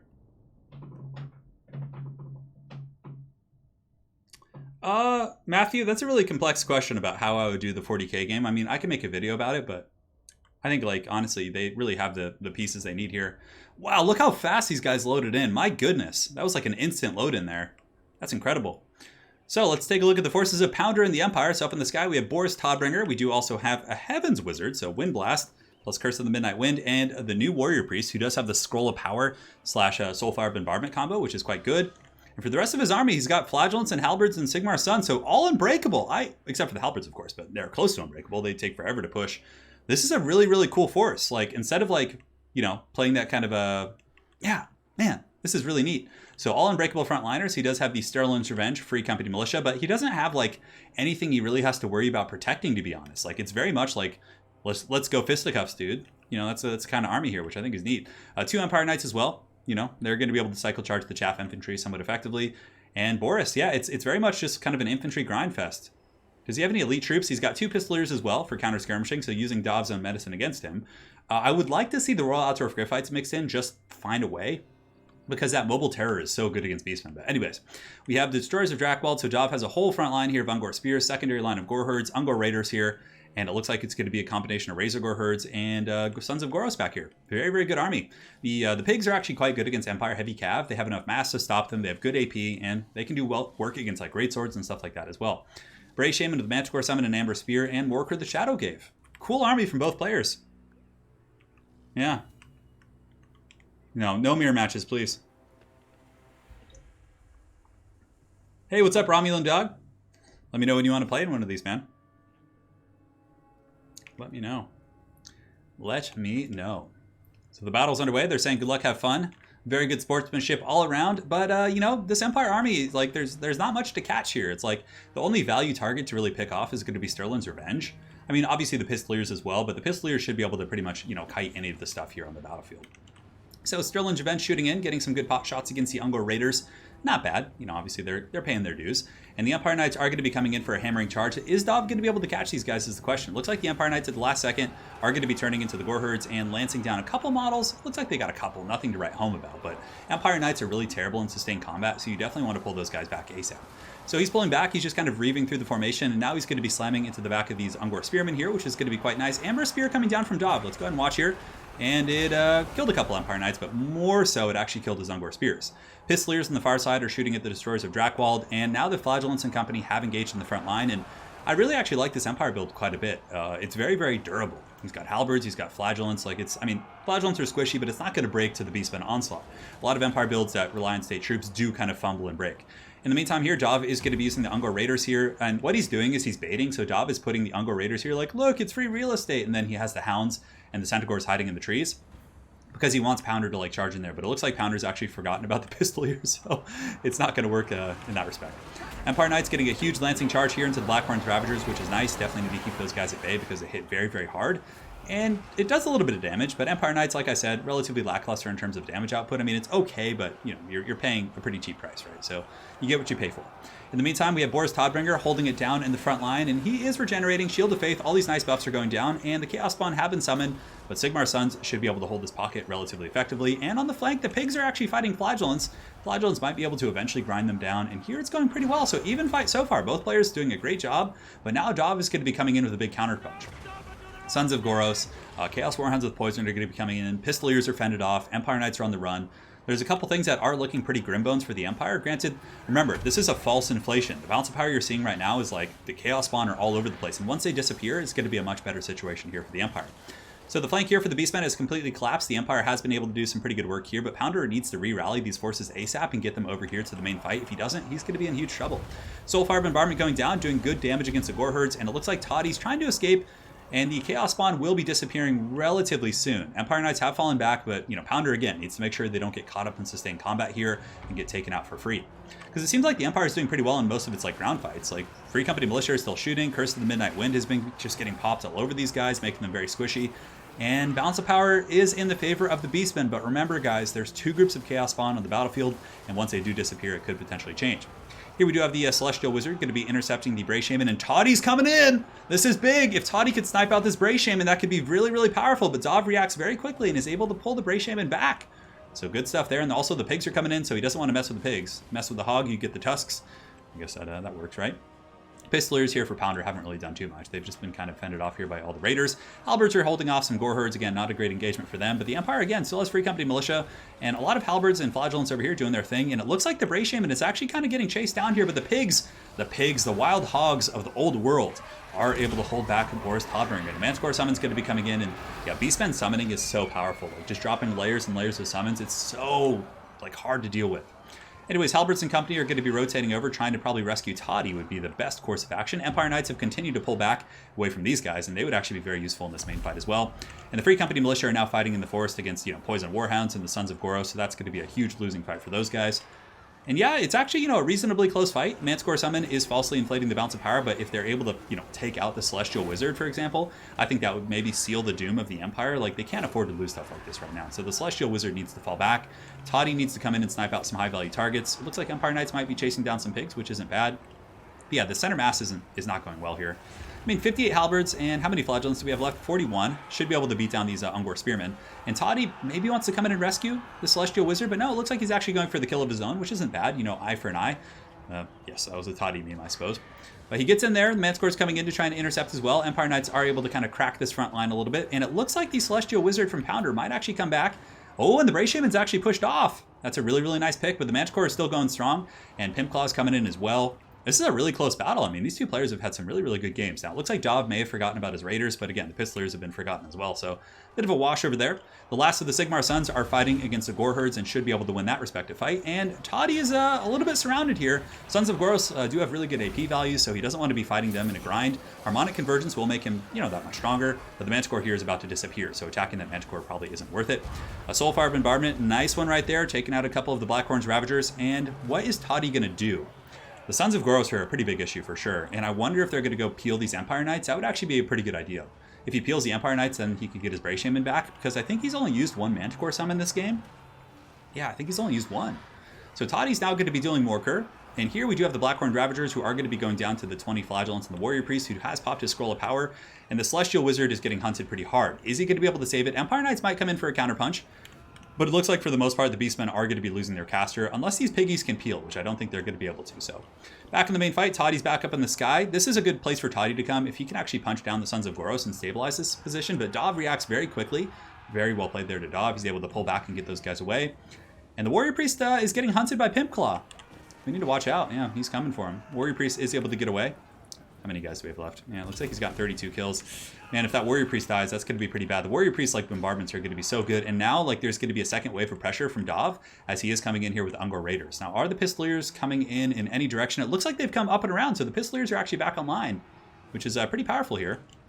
And the Warrior Priest is broken, so he's broken 89, 86 HP. That's a pretty big loss there for Pounder. Dov was able to get a really nice pick, and you can see he's trying to pick off the Celestial Wizard, but he is going to get pulled into Halberds, maybe? Yeah, the Halberds are going to fight the dogs.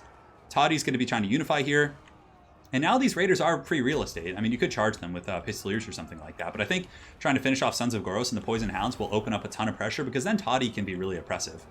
Maybe a Wind Blast is coming down. Dov is going to be rotating his Ungor Raiders here to start shooting at the Pistoliers again. Could also focus down the Celestial Wizard if he wants to.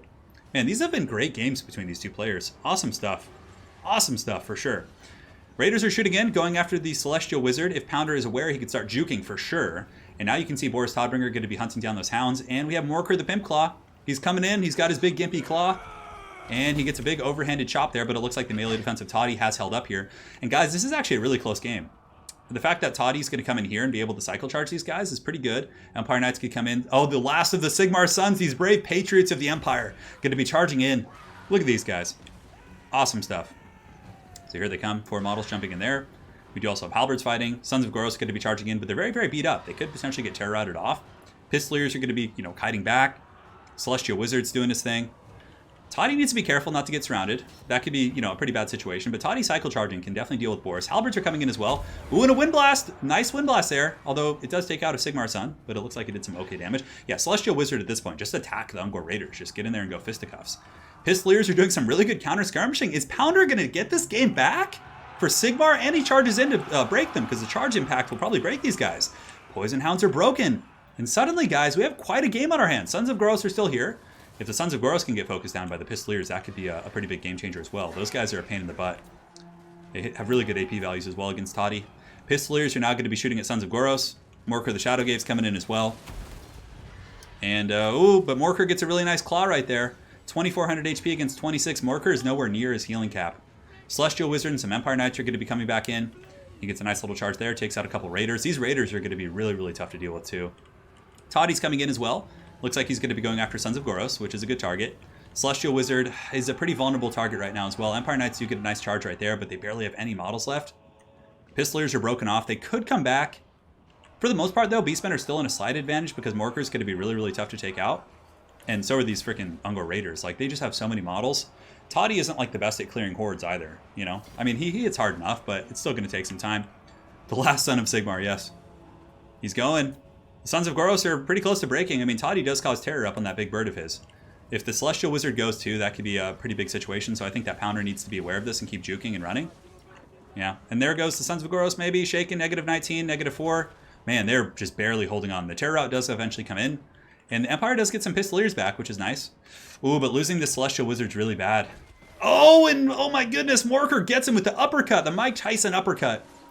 And now we have Boris Todbringer versus the world. I don't know if he's going to be able to pull this one out, but nonetheless, an amazing game for both players. Pistoliers charging in. What you might want to do here with Toddy is actually juke. Just go up in the sky and start juking. I don't know. Hard to say. Those Raiders are going to get a ton of damage in. Just start juking back and forth. Eventually, he'll have to attack. He does have Empire Knights coming back. He has some Halberds coming back, maybe. I don't know. Probably not, though. Toddy could also just try and snipe Morker. That wouldn't be a bad idea. I mean, if you could kill Morker, then everything else might get terror-routed, and that could be game.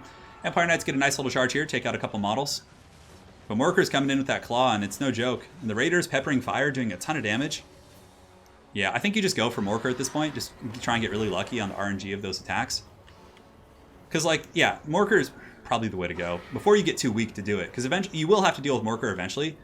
And those Ungor Raiders are actually terrified. So maybe, the Empire Knights broke as well. So Dov's going to be coming in with Morker the Shadowgave. His claw is ready. Boris Todbringer is very, very low here, guys. Ungor Raiders continuing to shoot. There's no escape for the Todd, as I don't think he has anything left. If that's his only single entity left, then he has to attack. No, the Warrior Priest is coming back. Oh, guys, look, the Warrior Priest is here. Oh, man. This is crazy. Yeah, they're both saying GG to one another, but there's no way. Toddy's going to go down here. And 800 HP. No, yeah, the Empire's in trouble for sure. Because Morker's healing.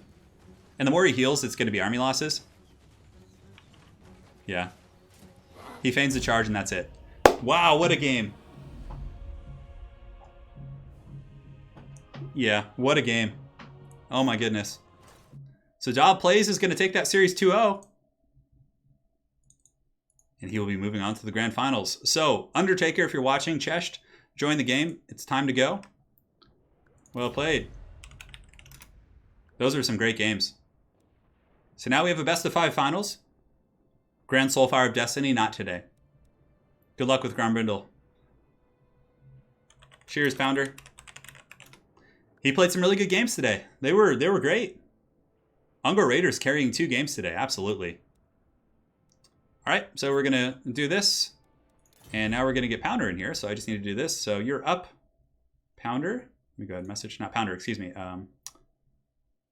The Dark Undertaker. Join. I don't know if he's on my friends list. He probably is, but I think he's playing under some weird name. All right, so let's reset the scoreboard. Almost every West Virginia. And we have, I guess I'll just put him as Grombrindle for now, so it's easier for you guys in chat to follow. But it is Undertaker, is the actual name he goes under on Steam and stuff like that. Cool, so I'll be right back, guys. That was some desperate fighting, for sure. Oh, man.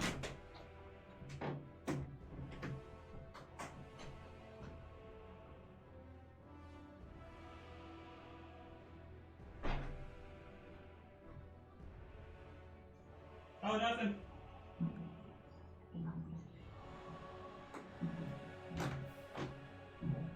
Oh, that was some delicious water, my friends.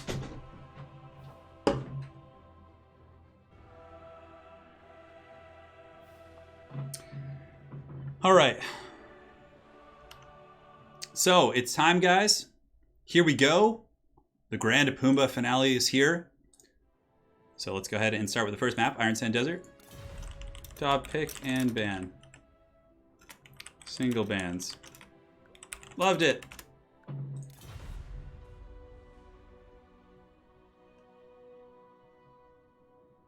All right.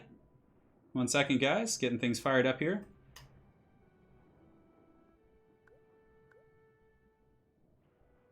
Cool. We're all good to go. Yeah, you know, some tacos actually sounds quite good right now. We have a really good taco truck down the street from where I live.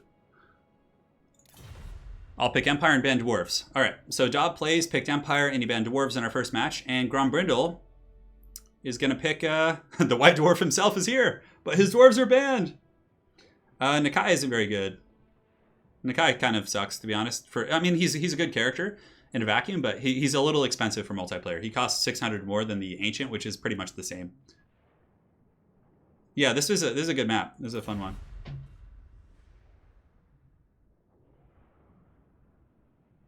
Welcome, guys. Thank you for joining. We have 1,030 people watching. It just went down 7.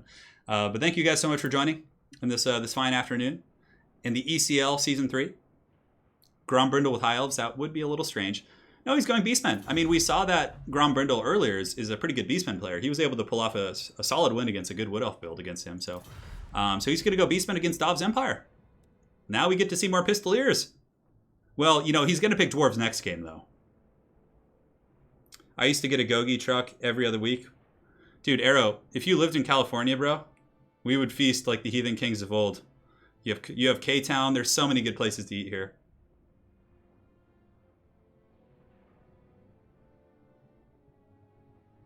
Yeah, no High Elves today. I mean, but it just depends on the players, right? Like, if there's a ton of people who love playing Elves, but we just don't happen to have them in today's event. Yeah, drop a like if you guys don't mind. It does help. I actually think asking for likes is like the cringiest thing on the planet, but it's unfortunately it's a reality of what I do for a living. So yeah, San Diego has really good Mexican food. Yeah. Drop likes for Sigmar. Yes. Sigmar would like my streams, I think. And it looks like the Grombrindle's ready. Dob plays. He's getting his business ready as well. Who will qualify for the grand finals? Interesting stuff, controversial stuff. What's up, Lee? How's it going? You got that Kolek icon, man. You've been here a while.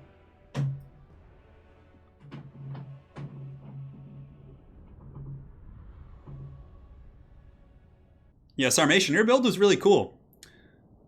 I actually thought, Sarmation, you were going to run him over with that build. Because I didn't think you had the AP to deal with your big trees, but the Raiders really just killed your Wild Rangers and War Dancers really quick. And on top of that, maybe Dryads would be better? I'm not sure. What's your opinion on that, man? So obviously you probably play Wood Elves more than I do. What's up, Matt? He says, hi. Hey, Turin, in France, we don't have any Mexican food? Oh, that's a bummer. You know, when I was in Poland... I ate Mexican food there. It wasn't very good, but it was still, you know, it was passable. And I'm kind of spoiled as well.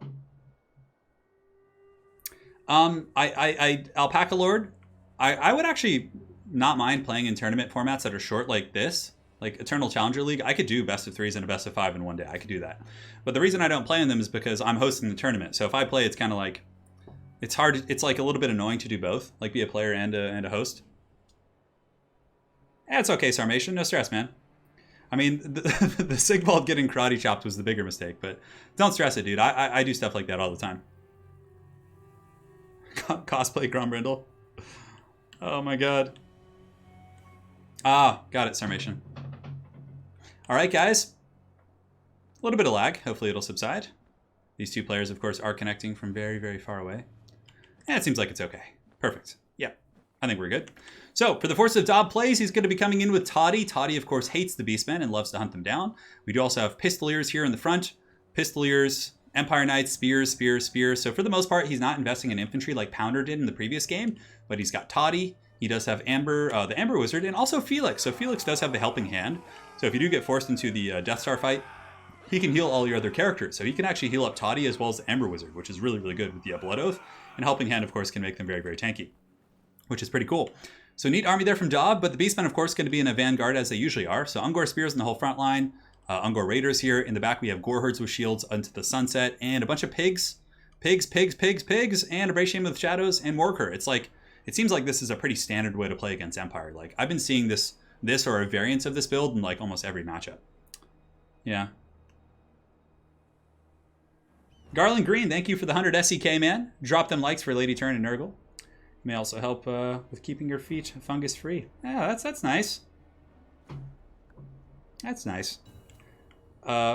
Christoph says, next time you want to visit Poland, do not hesitate to tell me. I'd be happy to meet you in the real world Polish. Yeah, oh man, maybe, man. We'll keep you posted, man. We'll make a community post. We'll probably be in Poland again for Christmas. I think that's our plan. So the battle's underway here. Pistoliers are going to be taking to the outside flank to just get some free shots here against the Blackhorn Ravagers, which isn't bad. If they shoot them in the back, that could be some pretty good value. Granted, Dov's infantry corps is going to get crumped really fast. And I'm a little concerned for Felix, but I really like this kind of flank overload here by Dov. He pulls over here, he sees a freebie, he sees some free real estate, and he's just going to be jumping in and going deep on these guys. In the meantime, Empire Knight's waiting in the wings. And oh, I also forgot to mention, Grombrindle has Centaurs with great weapons, so that is a bit of a change on some of the typical builds we've seen. Pistoliers are shooting here. This is what Dov wants, though. He wants a big, ugly blob fight. So from here, he could basically just use a Flock of Dooms. He can get mass terror routes and all that good stuff. The Manticore summon from Dov is going to be flying overhead, looking to maybe rear charge some of the pigs. But here comes the deep vanguard here from Grombrindle, and it also looks like a Pendulum's going to be going down. Pendulum is able to cleave through some spears. Not the most value, but still not bad. It is going to break off some troops. Pendulum might have been a little bit better used over here. Now, Dov is a little bit surrounded. He gets a little bit crunk here. The Amber Wizard kind of overextends a little bit and gets surrounded by some piggies. But if Dov can get away with the Amber Wizard, I think he'll be okay. But if it gets stuck, he could actually be in a lot of trouble. So Pistoliers are going to be going in for rescue duty. Obviously, they're not going to be staying here and fighting for a long time, but they're just trying to break the leadership of some of these troops and also help the Amber Wizard get away. And it looks like Dov is able to get away with the Amber Wizard, which is huge. That is like a big, big game changer. In the meantime, the Beastmen are going to be rotating over here. The Gore Herds are finally going to be kind of catching this position. And on the far side, it looks like the Empire Knights have been able to get a full surround on the Centaurs. Goodness gracious! This is something you don't see often. The Sons of Sigmar outnumbering these filthy beasts in a full Battle of the Bastards surround right here, which is pretty crazy. Look at that. So those bad boys are surrounded. Centaurs here in a little bit of trouble. Now, as far as the bounce of power goes, it's relatively even, but I would say Dov is in a bit of a position of power. Granted, where's Felix? So I think Felix is still fighting over here. Felix does not want to get surrounded, and he definitely needs to kind of meet up with the characters so he can start healing those guys. But so far, getting the pick on those two groups of Centaurs with great weapons is just a value trade. Now, the Beastmen have formed a big, ugly blob here. It looks like all the summons are going down. The Chaos Spawn have been dropped here, and it looks like there is going to be a summon Manticore here in the back. So the Manticore from Dov is going to be coming in, which he'll probably grab the Manticore, he'll fly over here, and then he'll do a rear charge into these troops, which will be very strong. It'll probably tear out a lot of the Gore Herds and lower tier troops and things like that. So here we go. Here comes the Manticore. Another Pendulum's coming down, which does some okay damage. It's able to cleave some of the Pistoliers and whatnot. The pigs are also swarming in. And both players dropping summons across the board. I mean, we have the Chaos Spawn summons, and it looks like, oh man, Grombrindle actually lost his Bray Shaman, so the Bray Shaman got broken. And now, if Dov is kind of paying attention to this, he could grab Pistoliers, he could grab a multitude of mobile things he has, and chase off that Bray Shaman, which would be really, really big. So back in the blob fight, we have the Razorgore herds and Ungors and other troops just in a big ugly fight versus Spearmen. The balance power is actually surprisingly even, but again, that's partially because of the Chaos Spawn, but it looks like Dov is pulling ahead a little bit on the balance of power. I think he still does have a summon Manticore here as well, so the Manticore will be disappearing relatively soon, and we do have Toddy who's going to be peeling off the pigs. So yeah, chasing off that Bracian with Shadows I think would be very, very powerful. And it seems like, Grombrindle hasn't really been able to get his troops where he wants them in shooting position, and they've just been kind of blobbed up and mucked this entire time. Felix, of course, landing a very nice punch here, and Felix is going to make it very, very tough for...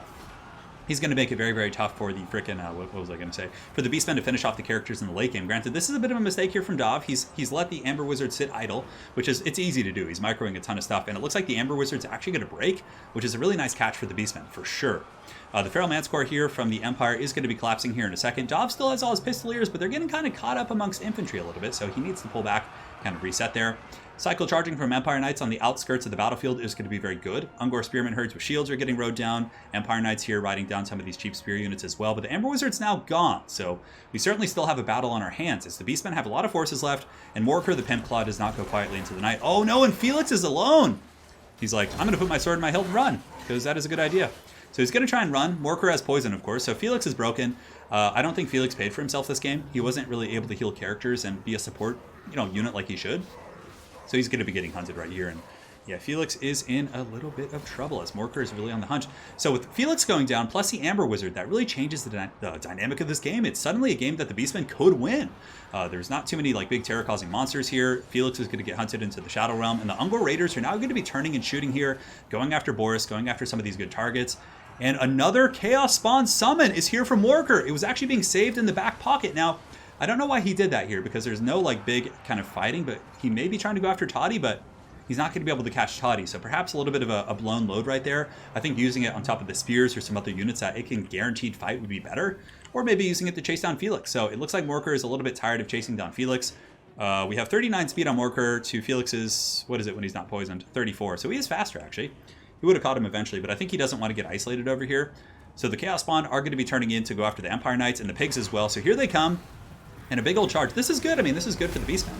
The Chaos Spawn are able to take down a couple Empire Knights, so at least they're paying for themselves. Morker's going to be juking, and he's nowhere near his healing cap. So if he could just play a patient game and heal, that could be quite strong. Now, in the meantime, Dov doing a very good job in the back line. His Empire Knights are cleaning up shop, so he's riding through a lot of the Ungor Raiders and these other guys like this. So good play by Dov as well. Even though the game became very close, he's staying calm, he's staying poised, and he's going after these juicy targets.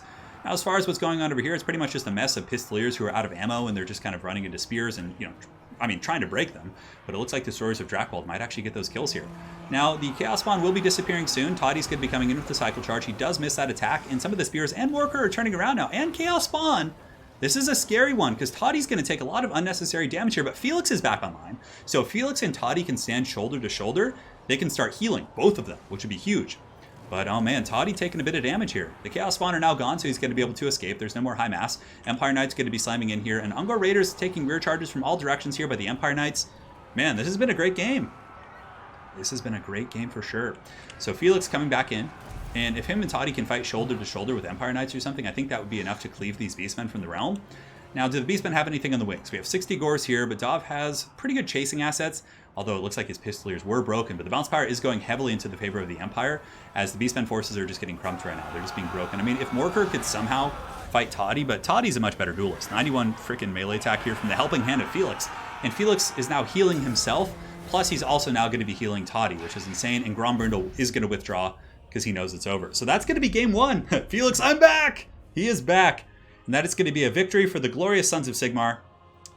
Outstanding stuff. Well played to Dov Plays. Taking that victory here in game one. Let's update this. Let's do this. And a boom. So the next map is going to be... Let us do... There's so many maps to choose from. I don't remember what that... I don't want to risk picking a terrible map that just ruins the game. So after this, guys, I'll go ahead and take a look at some new maps. We'll do Schwarzhofen, that's a classic. So Grom, pick, and ban. Single ban this time. So it's a single ban in the best of 5 finals.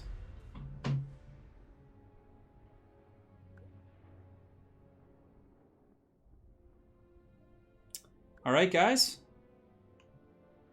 We're going strong. Grombrindle going on the dwarves, and I believe he's a dwarf main, from what I understand.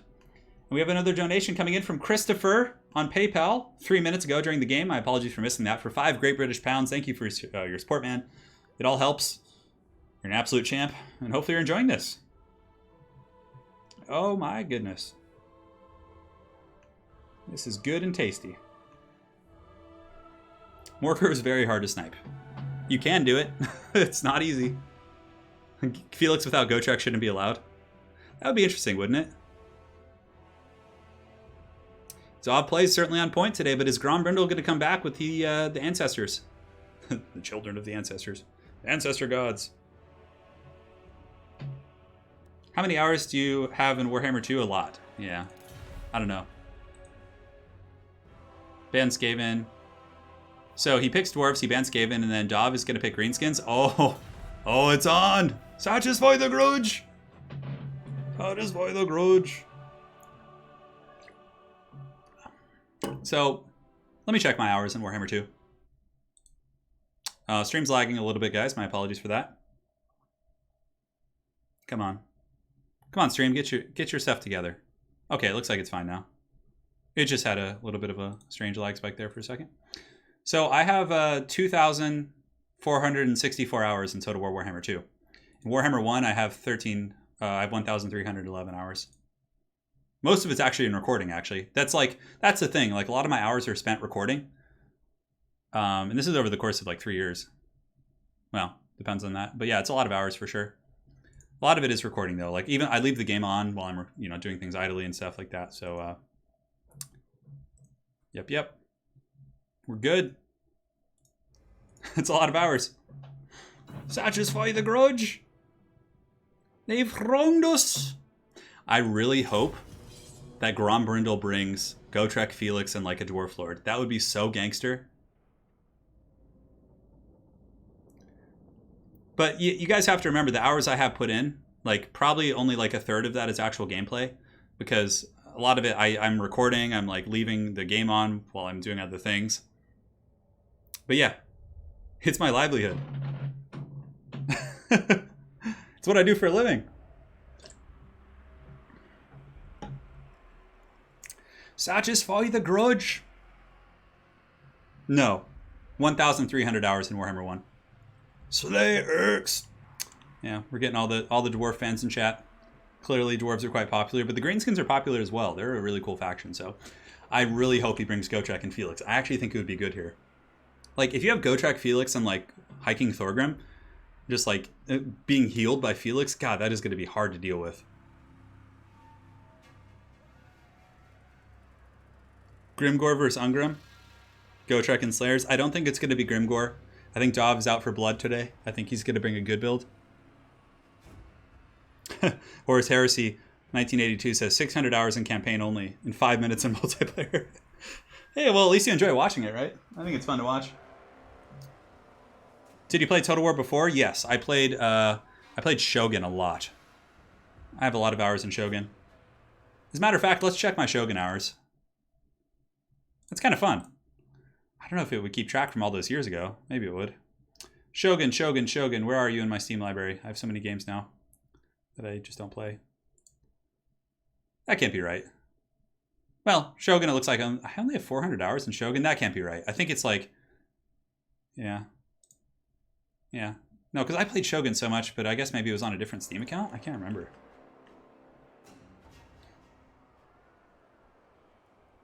That's going in the book. Grimgor is still a meme. He's still a meme. I mean, he's okay against dwarves, though. It's a Goblin Great Shaman. I got excited for you guys for a second, but then I was like, oh, it's not going to be him. So it'll be interesting to see what Gromby brings. He's got a Lord. No Gotrek and Felix, though, it doesn't look like. Unfortunately. He does have them. We know he has them. But yeah, once they set up here, we'll take a look at the builds. So we'll give him a second.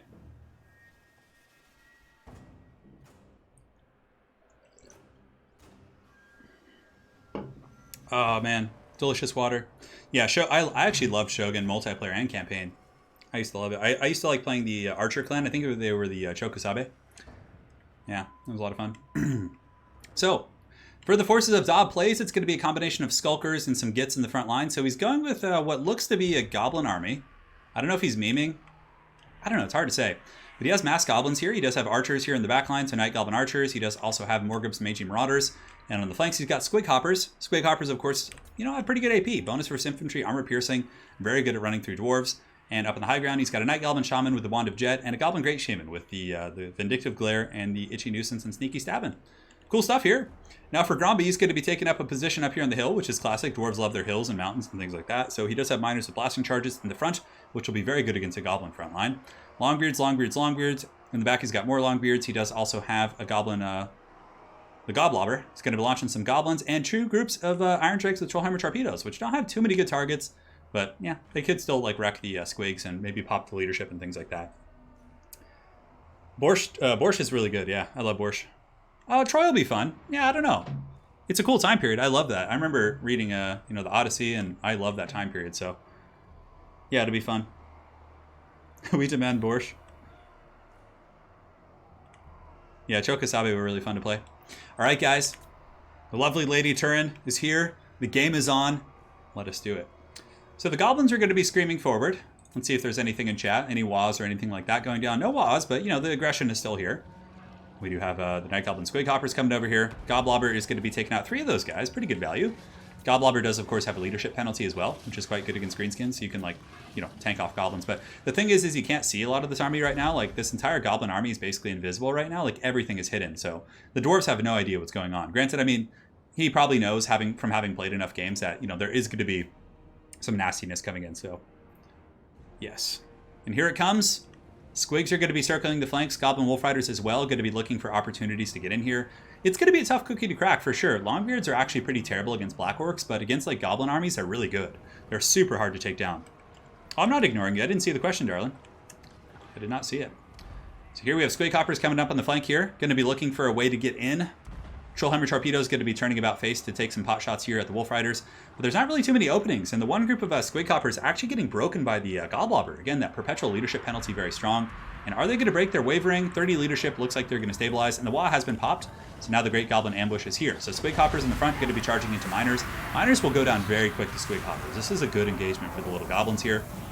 Yeah, I mean, Miners do not have the stopping power to really punch through these guys either. So Miners getting crumped really bad. Very, very good play there by Job, just kind of hitting that front line. Blasting Charges, however, are going to get into the Nasty Skulkers, which is a good play here from the Dwarves. But the Dwarves are going to rapidly need to pull in their reserves. The Great Weapons, the Longbeards need to get in the front. They need to hold this back because Miners are certainly no long-term solution for holding back such an onslaught. On the other side, the Longbeards have saturated in, and now they're going to be grinding it out. Trollhammer Torpedoes are shooting, but they're going to be getting attacked by Squig Herds to an extent. Some of the Squig Hoppers were able to get on those guys, and in the back, Job is going to be hanging out with not Squig Hoppers, but Wolf Riders. And the Goblin Archers are shooting and actually doing a ton of damage against the Iron Drakes. I believe the Rusty Arrows are in here as well, maybe?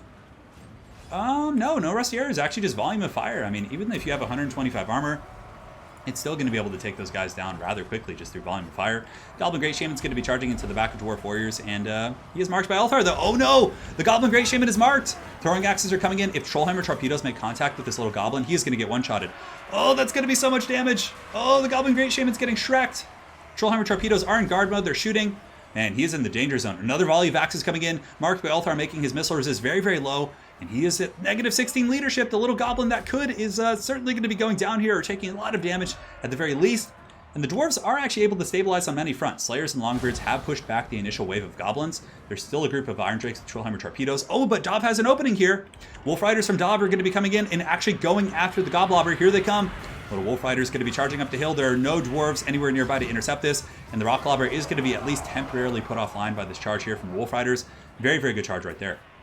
Now, if we look around as far as what the lads have, they do have a resurgence here. So some Archers are coming back, Squig Hoppers are coming back in, Nasty Skulkers are going to be coming in for their second wave. And this is very normal for like Goblin armies in this way. So, they're always going to be breaking and then eventually coming back in and things like that. So yeah, we'll see how it goes. So Morgub's Mangy Marauders, kiting these Slayers rather effectively. Slayers probably should not be chasing those guys. Maybe should just be kind of helping to peel the back line. Goblin Wolf Rider Archers are going to get taken out by the Dwarf Lord, I would imagine, and some of these Longbeards. I just don't know if this Goblin army has enough stopping power to deal with all the Dwarf Infantry, but maybe. I mean, there's still some very healthy Longbeards and Dwarf Warriors. The Trollhammer Torpedoes are still online. And what are they shooting at? Looks like they're a little bit obstructive, but they're taking some shots downtown and actually shooting into Skulkers that are fighting, which is pretty funny. Talk about overkill, right?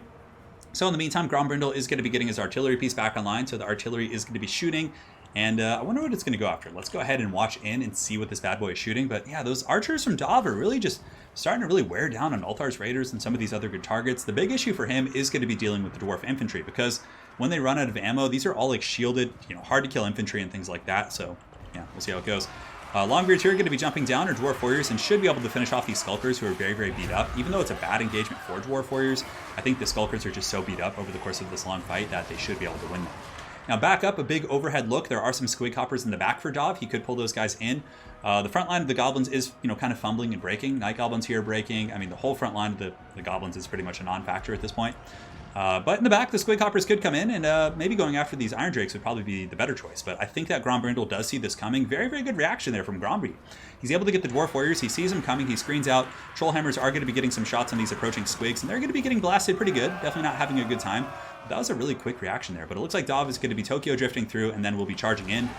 But they're still going to be saturated by Dwarf Warriors, and probably won't do that much damage in the process. Now, balance of power for the first time in the game is going in the favor of Grombrindle here, as these nasty Skulkers and other troops are just getting pushed back by the ferocity of the Dawi. Now, archers are still in line for Dov. We still have some archers. The archers could potentially get in position to form a bit of a firing concave and pick apart these very beleaguered, tattered dwarf troops here in the front line. But just like stopping power, like what can kill the Dwarf Lord here? Like, I just think you need black orcs. You need like hard-hitting troops, right? Like, Goblins, I think, are a good supplement, and pure Goblins can beat Dwarves for sure, but I think just mixing in a couple Black Orcs is just like a whole world of change, in my opinion. Goblin Great Shaman here. Arcane Conduit has been popped. He does have Vindictive Glare, I'm sure, but the Dwarves still have their artillery piece, so the Goblins can't even really kite at this point. Like, they can fall back, they can do their things, but they're still going to be taking steady, non-stop firing power from the artillery piece as long as that's online. So yeah, it's happening. Here it comes, guys. Looks like the Dwarves, the sons of the High King, are going to be coming in and cleaning up this goblin, what do they call him, Grobby? Is that what they call him? Grobby Filth, I think is what it's called. So it looks like the Greenskins are going to be wavering due to army losses, and that's going to be game 2 for Grombrindle. He's back in the series, guys. This is a best of 5, so essentially it's going to be the first of 3 here, but man, what a game. What a game. Dawi rolling hard, indeed. And there's no way the Greenskins can win this at this point. There's just too many angry dwarves that are very healthy. You need black orcs to really punch through longbeards and things like that. Little Goblin Great Shaman cackling on the wings, just letting us know. He's like, I'm not going to go quietly into the night, as he rides into the sunset and says, screw this shit. And I think there's a couple archers online as well, but the Rock Lobber should break them. And as soon as like one of these breaks, it's probably going to trigger army losses. We do have the Night Goblin Fanatics here. We have 41 of those guys. Yeah, it's Grobby. Yeah, Grobby scum. And you can see here some more firepower coming in. I mean, it's not going to trigger army losses, actually, because of the Night Goblin Fanatics here who are still online. He has to finish off all those guys. I'm surprised Dov hasn't withdrawn yet. I mean, maybe he still thinks he has a chance. I certainly don't think he does, like, at all. Yeah, I mean, there's the Fanatics here who are coming in. Oh, those are actually just regular Fanatics. I thought they were the Arwars. Okay. So they break, and that's going to be game. Game 2 going to Grombrindle. Yes, he does actually have those Fanatics, though. The last of the people fighting the crown, making them unbreakable. Dov makes them unbreakable. The Warriors of Dragonfire Pass, certainly up to the task. Kill anything without a beard. Dwarves have been having a pretty good run here on ECL. That's going to be game. We got a series on our hands, guys. I don't know if Dov was memeing or if he wanted to try pure goblins, but man, that dwarf build was certainly ready for goblins. So now, guys, we're going on to the next match. It's 1-1 here in this best of 5. We'll be on River Amazon. And Dov up. Satisfy the grudge.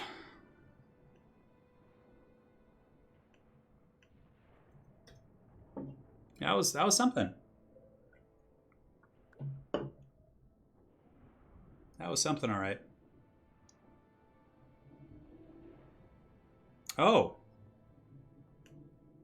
Hold on. Sorry, I saw an email. I think there's September FAQ is up for Warhammer 40k? No way. Oh my goodness. That's big.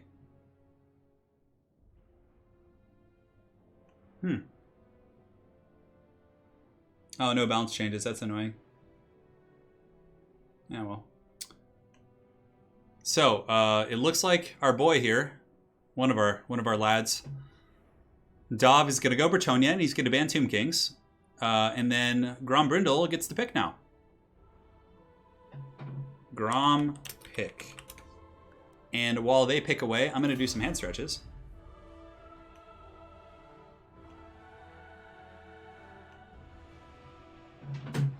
Gob's been talking about goblin only armies lately. Oh, okay. Full goblins. I mean, black orcs are just so good against dwarves. How many RORs are you allowed to bring in the new patch? 3.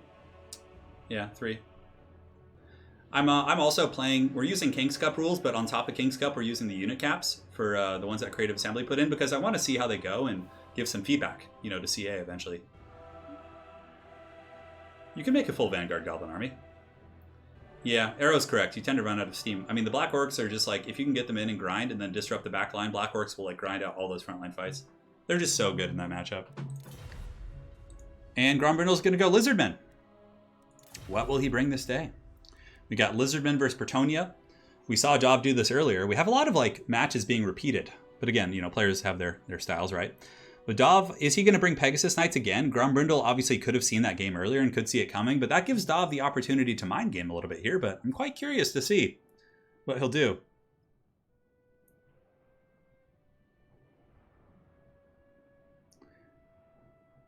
We're using King's Cup rules and the CA caps. I'm using both. So essentially, like, the caps are just more oppressive. Like, you can only bring, like, 5 flying units with CA's caps, whereas in King's Cup, you can bring, like, a ton of flying units.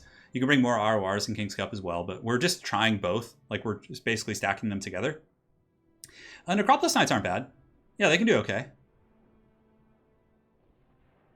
Yeah, that's one of the things. I think the ROR cap could be removed. I don't think that's necessary. And, you know, next time I get a chance to talk to CA, whenever they decide to do Everchosen again, I'll mention that to them and see if that's something. I just don't think it's necessary.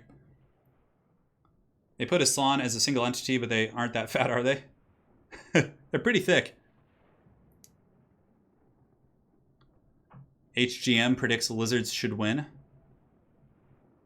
No time for Elves today. Yeah, apparently not. I don't think Dov really plays Elves, and I don't think Grombrindle likes to play tanky factions from what I've seen. I played him a couple times on ladder, and he always likes to play Dwarves or Lizardmen or like and just have these really tanky, meaty builds. I mean, he could bring in the Dread Saurian here. It's certainly something that could happen. But we're probably going to see the Thunderous one and Feral Carnosaurs or, you know, something like that.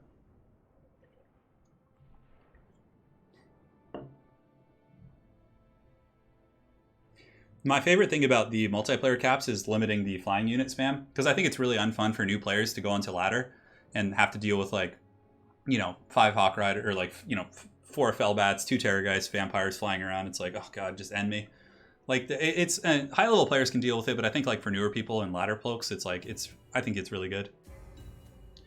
So King's Cup is actually less restrictive as it pertains to units. Like, the ladder rules from CA are actually very similar to King's Cup in many ways. They just have a couple tighter restrictions on like flying units and things like that. HGM says Turin, Horned Ones, Dread Saurian, and Thunder Lizard. Yeah, that could be pretty good. You know, Aerocrastic in chat was saying that the Dread Saurian is actually quite good in this matchup, so it'll be interesting. Yeah, I don't know. We'll see if he brings it. And here we are, guys. Game 3 in this best of 5 final in today's ECL Season 3 qualifier. We've had no hitches so far, knock on wood, and no lag. Life is good. It's been a really good series of games. I mean, man, tons of close nail biters. Tons of close ones. Tons of close ones. It's a dumb question, but what's going on? Goldilocks guy, no worries. So today we're having the Eternal Challenger League, which is a competitive Total War Warhammer 2 league I run on my channel. Essentially, you get 4 players. You have 2 best of 3 showdowns within Total War Warhammer 2, and then a best of 5 final. So if you're new, it's a good introduction to multiplayer. Well, I don't know per se. I mean, yeah, you get to see what it's like and what the competitive formats look like and all that stuff. And yeah, it's a blast. Welcome, man. Welcome. Optimus Pine says, Turin, Slans already need to use a mobility scooter. Isn't that enough already? Do they need to be further shamed by CA? Yeah. I mean, they choose to use the scooters, though. I'm sure they could, you know, work out their little... Now, I do wish Lore Master of Sotek was here because I have a question. Can Slans, and this is a question that probably only he could answer, can Slans walk? Like, can Slans, like, actually walk? Or are their legs so atrophied from being lazy that they just have no muscles? That's an interesting question. So Dov actually coming in with a very, very similar build. So Dov has a double Pegasus Knight, Royal Pegasus Knight. He does also have King Lewin. He's got the Damsel. He does have Gotrek on the ground for some heavy anti-large. And Gotrek's really, really good for Bretonnia in this matchup. He's like a steady, dedicated anti-monster unit, which does some work. So I like that a lot. We got Peasant Mobs, we got some Beast Slayers of Bastion. It's pretty much the same build we saw earlier. Some slight tweaks. In the build earlier, he did not have the Trebuchet, nor did he have the Defenders of Fleur de Lis. So, cool build. Yeah, excited to see it. Gotrek coming in hard. And Razordon suck. Yeah, they're terrible. Yeah, they're really bad. Yeah, really bad. And here we have a Skink Priest with Beasts. He's on the Engine of the Gods. Oh, we're going to be getting the Ion Cannons. We do also have a Bastillodon with the Solar Engine, a Bastillodon with the Rev Crystal, and we have a Red-Crested Skink Chief on foot. This guy only has 2,800 HP. My goodness, he's going to be easy to snipe if you're not careful. So aside from that, he's got Sora Spears, ROR, Cohort of Sotek here, Temple Guard. He's got more Spears on the flanks, and that's pretty much it. Just a very tanky formation with some healing and Bastillodons and all kinds of good stuff. Yeah, Gotrek's going to be a pain in the butt here for sure. 1 second, guys. I just got to go check something. All right, we're all good.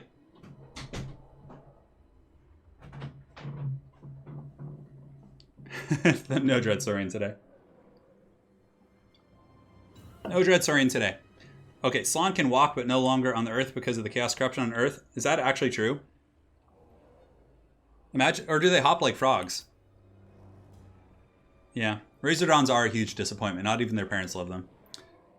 All right, so here we are, guys. The battle's on. Job has taken a high ground position, which is fine. He has the Trebuchet, so he's going to be able to shoot at some of the elite troops. I really do like the Trebuchet kind of niche pick for just shooting Temple Guard and like spears and things like that. I mean, it's over the course of a whole battle, especially at someone who likes to turtle, it could get you some work. Right now, it looks like it's shooting. It missed all of its first shots, which is a classic Bretonnian Trebuchet. I actually think Trebuchets are the worst unit on the Bretonnian roster, but again, there are situations in which they can be okay. So we will see how that goes. And here come the Bretonnians sweeping down the hill, forming a Helm's Deep. Lewin's going to be looking for targets, but this is a pretty meaty army for sure. But I think Lewin, certainly with good micro, could potentially snipe out the Red-Crested Skink Chief. Solar Engine shooting up at the sky, going after King Lewin. And Lewin's just going to be flying. I think he pops the Lion Shield right there. Yeah, he does pop the Lion Shield to mitigate some of that damage coming in. And the Pegasus Knights are going to be looking for picks as they did before. What will they be charging? I mean, there's no cav. I mean, it's a very meaty army here for sure. There's not too many easy targets to isolate. Now, the Solar Engine shooting at Gotrek, which is a good choice. Working down Gotrek is something that's valuable. Also, shooting at the Pegasus Knights up in the sky, I think is really good. They only have 80 armor, so they're not like super tanky, but nonetheless, I think it'll be good. Mason says he's new to the channel. Hey, welcome, man. Welcome to the channel, brother. Good to have you here. So here you can see that the cohort of Sotek and company are going to be surging up the hill to meet the Bretonnians on the high ground. Now, it's just peasant mobs and things like that. I don't know if a kind of a pit fight like this is going to favor Dov per se, because the lizards have so much like grindy stuff. And the Pegasus Knights, like based on the build that Grombrindle brought, it's going to be really hard to find good targets, like because they're just going to stand on top of spears, I think. So cohort of Sotek in the front has engaged against peasant mobs, and now it looks like the Pegasus Knights might be doing a rear charge here. Lewin's going to be coming in, shrekking some of the cohort of Sotek. They are unbreakable, so it's not really a big deal. And Pegasus Knights rear charging the Saurus in the front line, and also doing a dive here on the Bastillodon. They're going to be pulling back rather quickly, as I think they realize it's not really the best engagement. Flock of Doom's going to be going down as well. Hits all those troops. A really nice Flock of Doom there from Grombrindle. Dob does get some good burst damage here on the cohort of Sotek, but it seems like the Royal Pegasus Knights are really just having trouble finding a home. Like, they just can't really get any good targets. Now, the spears are able to break through the front line. Men-at-Arms are folding. And as expected, the Bretonnian front line is going to be folding. But now the reserves come in, and Gotrek needs to get in there. Gotrek needs to come start attacking these big guys for sure. Solar Engine generating really steady value against Pegasus Knights, who have lost actually 3 models. Now, unlike, undead factions, the Bretonnians cannot resurrect models when they lose them, even with healing. So in the back here, oh no! Oh, this is bad. Grombrindle's Skink Chief is a little bit overextended here, but it looks like he might be able to juke Lewin. Sword of Crone getting active. The Star Chamber Guardians are nearby, so there is Guardian, so it looks like he was just barely able to escape a very catastrophic situation. But the Temple Guard should be pretty good. The Red-Crested Skink Chief does actually have the Warrior's Crest, and he does have anti-large. I mean, against Lewin, he can actually do some okay work. Pegasus Knights have surrounded the Solar Engine, but it's going to take forever to take this thing out. The armor is really, really good on those guys. Up in the sky, the Summoned Manticore. Oh, and the Ion Cannon coming down and tearing through the Bretonnian peasants. Is being cleaved asunder. Oh, that is so much value. Oh my god. The whole Bretonnian front line just folds and runs. And as far as kills go, that thing is up to 186 kills. That is insane. So Pegasus Knights down to 17 models here. The other ones here are still at 15. And it looks like the Red-Crested Skink Chief was able to survive that. Flock of Doom going down once again. And the Bretonnians pretty much have no infantry left. They've been crumped pretty bad in the front line by the dinos. And the dinos haven't really taken too much damage. I think they're in pretty good shape. And you can see here that Grombrindle's going to be hiding the red-crested Skink Chief here, just kind of holding and trying to hide amongst these troops. Pegasus Knights are going to be charging back in, but man, you have some big scary dinos to deal with. Gotrek needs to get his hands dirty for sure. So the Damsel's still hiding in the trees. Gotrek has come in, and the Beast Slayers of Bastion are going to be forming a pocket here. And this is really good for Dov. He's got Gotrek beating on a big dinosaur. Gotrek, of course, has anti-large, has armor piercing, is going to be able to really chop down this dino if it gets left here. So this is a good play here from Dov. If he's able to get King Lewin and Gotrek and isolate the Rev Crystal Gary, that could be really, really good. Blessed Field Trebuchet still shooting in. It allegedly does not do friendly damage, but it actually does. Just not on the explosion. The impact damage can still be friendly. Pegasus Knight's going to be rear charging into Temple Guard. You know, I mean, not really much else to do, to be honest. Another Flock of Doom is going to be going down, which does slap the base on those Bretonnian troops once again. Dov really needs to just isolate troops now, and he's doing his best for sure to do that. But the Bastillodon here, oh, this is really good. If Dov can come over here and get this Bastillodon with the Peg Knights, that's going to be huge, getting rid of that healing for the dinos. But there's so many dino infantry left. The defenders of Fleur de Lis here are doing a rear charge here on some Saurus warriors, but they're going to get piled in on by spears. I just don't think they're going to last terribly long in this situation. They're going to have to pull out. That's what she said. They're down to 33 models. They've lost a substantial amount of HP, and they're pretty much going to be pushed off, or at least broken for now. Now back in the main fight, Lewin is going to be charging in against the Rev Crystal. There are Temple Guard nearby, but again, Lewin with good cycle charging should be relatively safe from infantry. And the Bastillodons the Bastillodon infantry, the Beast Slayers of Bastion are still going strong somehow. Gotrek's still going as well, but I think Gotrek might be in a little bit of trouble as this little skink's going to be coming in. And there's Temple Guard and elite troops everywhere, just a very messy affair. The Beast Slayers of Bastion probably will not fight that much longer. The Grail is keeping them going, just basically on life support, but they're still confident. Man, that is nuts. They're fully surrounded. Now in the back, Lewin's going to be coming in and going after the Skink Priest. Oh, the Skink Priest gets isolated. Ion Cannon is going to be going down here, which is going to probably take out some of these Bretonnian troops, but this is how Dov gets back in the game, because I think Dov is on the ropes right now, but if he can chase off this Skink Priest, who is getting healed by a Rev Crystal, that's going to be huge. Man, very, very good isolation by Dov. He's able to get all the Pegasus Knights, take out the Skink Priest most likely, and generate value. Gotrek is actually taking out the leadership too. The Red Crested Skink is getting whooped on by Gotrek. He needs to be careful.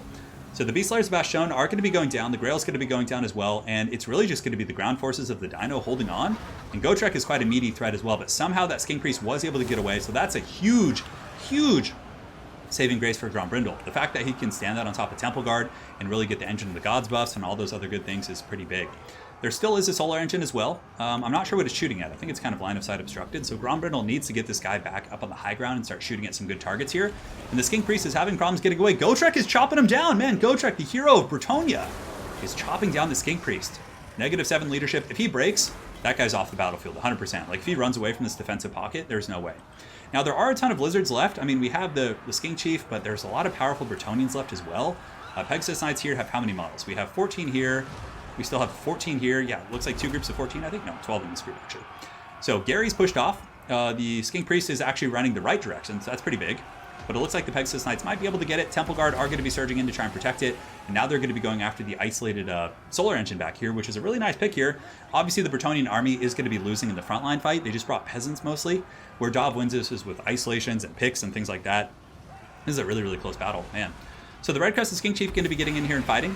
He has anti-large. He can hit pretty hard, but I mean, Lewin with like 1 or 2 strokes could probably finish him off. Star Chamber Guardians are grinding down the defenders of Fleur de Lis, and it looks like the Pegasus Knights are still in pretty good shape. Temple Guard here fighting Gotrek to the bitter end. Gotrek might be able to get away. I mean, it's going to take a while to kill Gotrek. He's very, very durable, despite the fact that he has 0 armor. He has 50 melee defense, and he's unbreakable. So the Trebuchet's offline for Bretonnia. Balance of power is like dead even. This is anyone's game, and that Skink Priest is going to be getting chased off by Dov, I would imagine. And now the solar engine from Gromby here needs to start shooting. He needs to go after some of the flyers and just start wearing down that force. Gotrek's coming for that booty, though. I mean, he's just sprinting down the hill. He wants to fulfill his oath. He never gets to, especially in the books. And yeah, he's coming in hard. Pegasus Knight's going in for a big old strike. I think that's a little bit risky, but Gotrek does get the healing proc, which is really nice. It actually puts him back ahead on the bounce of power a little bit. Pegasus Knights lose a couple models. There's 8 left here and 10 left here, but Gotrek is probably going to be meeting his doom here, fully surrounded. But oh no, the Skink Priest is back online with 1,000 HP. That's pretty big for the lizards. Oh, where are you going, buddy? Where's this little skink going? Oh no!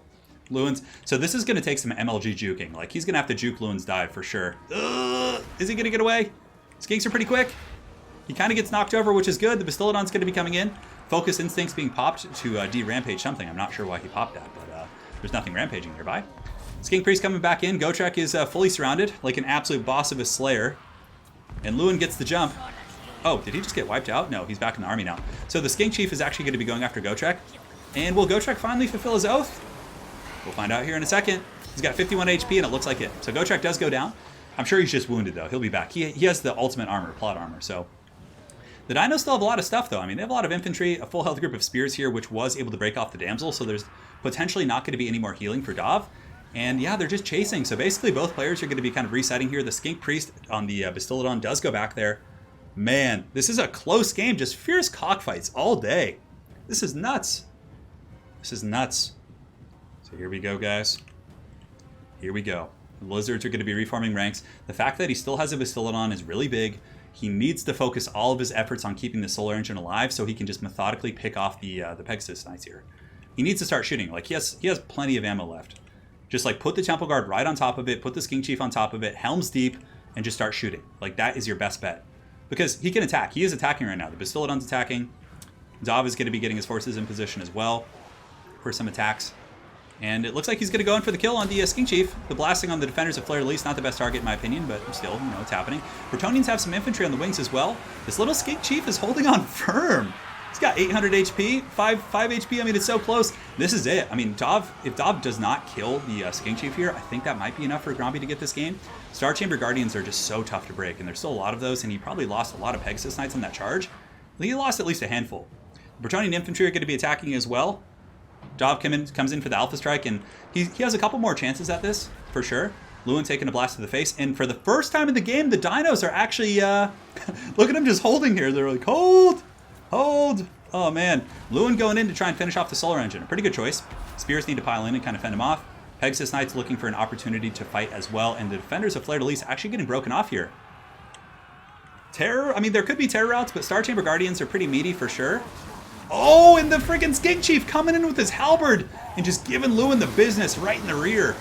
Royal Pegasus Knights are getting dragged down. Spears are doing their thing. Man, what a game these two fine gentlemen have had. Lizard Blob is unstoppable? I think so. I think there's just... Oh, and the Lizard blasting him again in the face. Lewin taking all this damage. He's not quite at his healing cap, though. And the Pegasus Knights come in for a charge, but that 140 armor is going to hold pretty firm. And he's able to charge back into the help of the other Lizardmen forces, which is big. Star Chamber Guardians, Spears, all these guys, Pegasus Knights are not going to be able to endure here. You know who's the true hero of this game, though, is that little red-crested Skink Chief. Oh my goodness, how has he lived? Yeah. This is nuts. Lewin's going down. Everyone's going down. And that is a Lizard victory. Wow. Wow, what a game. Oh my god, the little skink that could. Dov played a really good game. I mean, Dov had some amazing isolations. He was able to pick off like the Skink Priest, the Bastillodons, but man, somehow that Lizard Infantry Corps just endured. I mean, Temple Guard are pretty good. The best skink. That was a very well played game to both players. So Grombrindle's going to go up 2-0 here, or 2-1, excuse me. Dov plays on the ropes. If Dov loses this, he's out of the series. So let us go ahead here to Alpine Ridge. Well played, well played. So, Dov, yeah. All right, it's time for Grombrindle to do his picks and bans. That was a game. Goodness gracious. Wormies get out. It's pretty funny calling them wormies.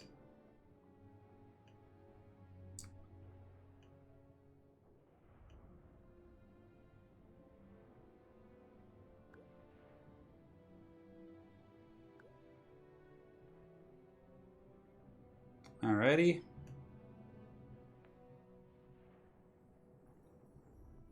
Cool. We're all good. Internet looks solid. So he's going to go Tomb Kings, and he's going to ban Dwarfs. We're doing the Alpine Ridge. Alpine Ridge is a really fun map. I love seeing the Vanguard shenanigans and the shock on people's faces. And Dov's going with Norska. All right. This is a fun matchup.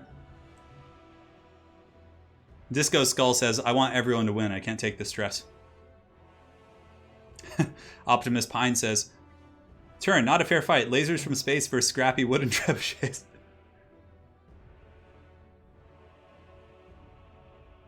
Man, these have been some games today. These have been some games. Dov's on the ropes, but Dov plays the hero of the Empire. Could potentially come back here. He's looked pretty good in all his games today. He's looked really good. Interesting band for sure. I mean, Dwarves are actually pretty good against Tomb Kings. I don't think... does Dov really play Dwarves, though? I mean, I guess Grombrindle probably doesn't know whether or not Dov plays those guys. That's like next level tournament stuff when you know all your opponents and like what they like to play. You can like force them into like awkward factions. Fire Shaman incoming? Perhaps so. Perhaps so, my friends. Oh, man. On the road again. They're picking away. Blasting charges can do work for sure. I would say Dwarves are one of the weaker factions in the game, but they have a couple good matchups, right? Because Dwarves have a lot of counters. I mean, granted, people who are very good at Dwarves can get around that, and it's not a big deal. Cetra might come in. We could see a Cetra pick. I wonder what Dov's going to pick. Probably Throg. I don't know. I like Throg a lot in this matchup. Although Wolfric's not bad either. Wolfric on a Mammoth or something like that. But you have to watch out for like Ushapti Great Bows and a multitude of other threats. Hey, Eddie Brown. Welcome to the first stream, man, that you've been able to watch. Good to have you here, brother. Summon the Necrotex. Summon the Necrotex. I think there's a story about Tomb Kings going all the way to Norska to get a trinket back. Norska is pretty good against Tomb Kings. Like, Norscan infantry crump Tomb Kings. They have good anti-monster support with Famir with great weapons and Throg and Javelins. I think Norska has a good matchup here, but Tomb Kings are super strong. Like, you never want to underestimate them. They have great characters. They have great units. Ushapti Great Bows, Tomb Guard, freaking, you know, a multitude of good picks. Good harass units. Nahakar Horsemen are amazing against mobility of Norska. I love using Ushapti Great Bows. They're so good. Oh yeah, stretching out those arms. Hold on, guys, 1 second. I'm gonna step back on my creaky ass floor and stretch out the hands here for a minute. In hopes that I'll be able to record more later. Thank you guys all for joining today, by the way. I really appreciate all the support and kind words and positivity, teamwork. Oh man. Yeah, but gonna be trying to get a 40k bat rep soon. I'm very excited for that. That's going to be really fun. My first opponent may be Custodes on the channel. Bucko Bill, thank you for becoming a member here on the channel. Much appreciated, Bucko. Your name's quite fun to say. Looks like you have a duck as your icon. Throg going mammoth farming. So you know it would win between Necropolis Knights with Halberds. Probably Great Weapon Famir, I think, if they just sat and fight. But the strength of the Halberds isn't sustained combat per se. They're okay in it, but cycle charging is their jam. Bucko Bill, thank you so much, man. Camera, you know, I would put on a webcam, but I'm actually casting it like straight up, like just like a hobo right now. Like I have no shirt on. I'm wearing pajama pants. It's almost 4 p.m. Yeah, so that's life right now. Ann and I might go on a hike after this too. It'd be fun. I know, I'm really excited for the battle report.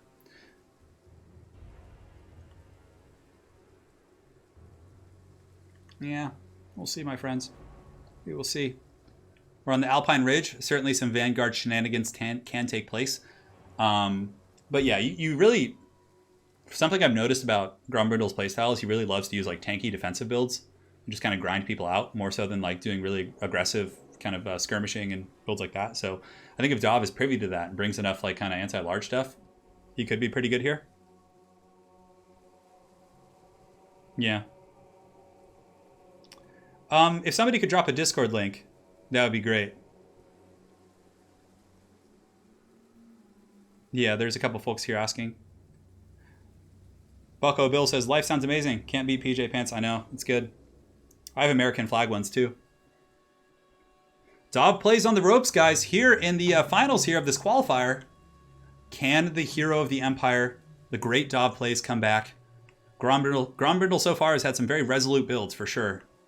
We'll see if he continues forth with this legacy. Now for the forces of the Tomb Kings. We do have Cetra the Imperishable. This is Grombrindle here. Cetra's going to be on his mighty steed, potentially, you know, making the Norse conserve. Skeleton warriors across the entire front line, so mostly chaff. Skeleton Archers, Blessed Legion of Demonetization, double Ushabti Great Bow, Necropolis Knights with Halberds. Some people wanted to see those. We got Halberds in the back line and Halberds. Yeah. A very defensive build using Great Bows and Skeleton Archers to pick things apart and counter-punching with Cetra plus the Necropolis Knights. I like that quite a bit. And he does have pretty much the Lore of Night card here on this bad boy. Now for the Force of Dob plays, he does have Marauders across the whole front line here. He's got a Fire Sorcerer, Shaman Sorcerer Fire, 2 groups of Marauder Berserkers, which will be really good at cutting through skeletons. And let's make sure he has ample anti-large. Now, the War Shrine Mammoth is something that got buffed heavily. It got some pretty big changes in the patch, and it's actually cheaper, and I believe it got some combat stat buffs as well. So he does have the War Shrine, which, if you guys look, it gives it can buff nearby units, giving a melee attack and leadership, which is awesome. Melee attack buff, and favor of the Ruinous Powers, so it can keep those troops fighting in the front line. Javelins for Dov are going to be quite good as well, for focusing down, Cetra and some of those other big threats. And for his Lord, he has Wulfric. So Wulfric's going to be kind of synergizing with the lowering of the armor, using Hunter of Champions on Cetra, making the Javelins better. And on top of that, he's got a couple groups of Marauders with throwing axes, and that's it. Fire Sorcerer as well. Life is good. Life is good. And here we go, my friends. The Tomb King's going to be taking a defensive position over in the trees. Good luck, good luck. Good sportsmanship all around. And the Norskin's probably going to take the initiative. I mean, the Great Bow's, I think, a little bit of a mistake here, positioning in the forest like this. I think sitting back in the open is actually better for Ushabti Great Bows, because here you have this huge line of sight blocker, and the Ushabti Great Bows, aren't going to be able to shoot that long, actually, before the enemy forces are at the gates. So they're going to be rotating out to the eastern fringes of the battlefield here. Cetra the Imperishable is going to be leading the charge, it looks like. The War Shrine watching eagerly. The War Shrine is actually relatively strong in combat as well, but the fact that it gives the melee attack buff is quite cool. Fireball coming down. Fireball has been nerfed. It used to be the most OP shit against Tomb Kings. Oh, and he dodges it! Oh, that's really big. Grombrindle's able to dodge that fireball, and now the Great Bows are going to be shooting. What are they going to shoot at? The Mammoth, I think, is 100% the right target, taking out that big threat. Necropolis Knights maybe going to be getting a free charge here, and Dov is going to be falling back with the Mammoth. He should probably, maybe take the Mammoth, up and around this hill here to line of sight him, and then push in all the infantry. Sneaky Snake's going to be getting a freebie here, charging in and picking off a couple Marauders, but they're going to be pulling back instantly, I would imagine. Great Bows are shooting into Dov forces here, so the War Shrine Mammoth is taking quite a beating, but I guess just engage at this point. Dov does have his horsemen coming around the back, as well as Beasts of Tashnar and Warhounds. So with good micro, Dov could potentially get into the back line. The War Mammoth here is taking a lot of damage, though, but thankfully for itself, it does actually have some really good leadership buffs. So Sneaky Snakes are falling back. The Skeleton Warriors are going to be fighting Marauders in the front. Berserkers will be engaging the Skeleton Spearmen, which is good. And good cycle charging so far here from Gromby. He is able to charge in and hammer down the Marauders. And the War Shrine Mammoth is just taking an unholy beating. That thing is not having a good time at all. So Warhounds need to maybe try and weasel their way back here, but there's pretty good halberd layering. Grombrindle does have the halberds back here to kind of hold. And a Burning Skull is going to be going down. Really nice cast there from Dov. That is able to kill a lot of enemy troops. But unfortunately, the good pullback here from Grombrindle, it forces a couple of the Marauders into that Firestorm there. Javelins are going to be throwing in at the Necropolis Knights, which is a really, really good target. Wulfric's fighting there. He has some support, I think. Oh, no. Wulfric's actually a little bit isolated here. He's a little bit overextended, but the Javelins should be able to really pepper those guys down. Now, the War Shrine Mammoth has been able to fall back in line of sight, so it's almost line of sighted. If you look here, in a moment, it's going to have line of sight on those guys, and that's going to be pretty good. Berserkers need to pile in. These infantry need to start fighting. Get these Marauders around the back. Get on the halberds. Just get busy. But finally, Dob Plays is going to get that opening here. He was able to really take that big circuitous route, and now he's going to be able to push in and go after the Ushabti Great Bows, which is nice. He needs to take this opportunity before the gap closes. Halberds are coming into screen, and Dob is going to be pushing in. Here come the Beasts of Tashnar and the other supporting elements. So they're going to get in there pretty good and tasty-like, and they do get the engagement. So well played there. The dogs will eventually break off, but anything to shut down the Ushabti Great Bows is really, really nice. And throwing axes need to make sure that their focus fire is actually on the Ushabti Great Bows. They're not wasting ammo on halberds. Now in the back, Cetra's coming in for the big old duel. Cetra does pop the Blessed Blade of Petra. All kinds of stuff going down. It's up around. A couple minutes, maybe. Yeah. So here you can see that Cetra's going to be going in. Blessed Blade of Petra. Wulfric's coming in as well. And the War Mammoth is fighting. Cetra's in a little bit of trouble here, but the Sneaky Snakes are nearby. And the halberds are throwing as well. Just things are getting absolutely hog wild. Ushabti Summon going down for the Tomb Kings. Sorry about that noise right there, guys. Lady Turin needed to get something out of the room. And the Ushabti are going to be attacking the back of Berserkers, which is a good choice. But Wulfric here, I mean, if Wulfric can actually take down Cetra, but Cetra is a pretty powerful duelist, and Wulfric doesn't have the best AP values. And the War Shrine Mammoth is actually breaking. Ushabti Great Bows are going to be putting it down, and the Mammoth has fallen. So suddenly Norska is without one of its big powerhouse beasts. And if Wulfric does actually end up going down here to Cetra, that could just be, game over. In the back, the Sneaky Snakes here from Grombrindle were able to clean up the halberds, or not halberds, but some of the other troops. And Dov is actually going to withdraw. Dov's going to concede. I still think he had a fighting chance. Might have been a bit of a preemptive pullout. That's what she said. But that's going to be the series for Grombrindle. Slightly anticlimactic. My apologies, guys. But, you know, if he thinks it's over, it's over. I still think he had a fighting chance. Yeah. Crazy stuff. He was certainly, you know, in a losing position. But, you know, that's that. Man, that mammoth got Shrek'd for sure. That mammoth got Shrek'd. Got taken out hard and fast. And, yeah, could have line of sighted a little bit more with it for sure. Like, got it up and behind the hill and a couple places like that. But, yeah, I mean, he had javelins. Wolfric's good. I mean, I really do love Throg in that matchup. Throg's a big target, but he can also really battle, you know, Cetra and the big constructs like that. So, guys, Grombrindle. So, I'll put him in as Undertaker since that's his actual name. Will be carved in. So, Gromby with some pretty good dwarf showcases today for sure. Grombrindle and Undertaker. I think it's like this. Oh, hold on. I got to get the text into the fancy medieval one.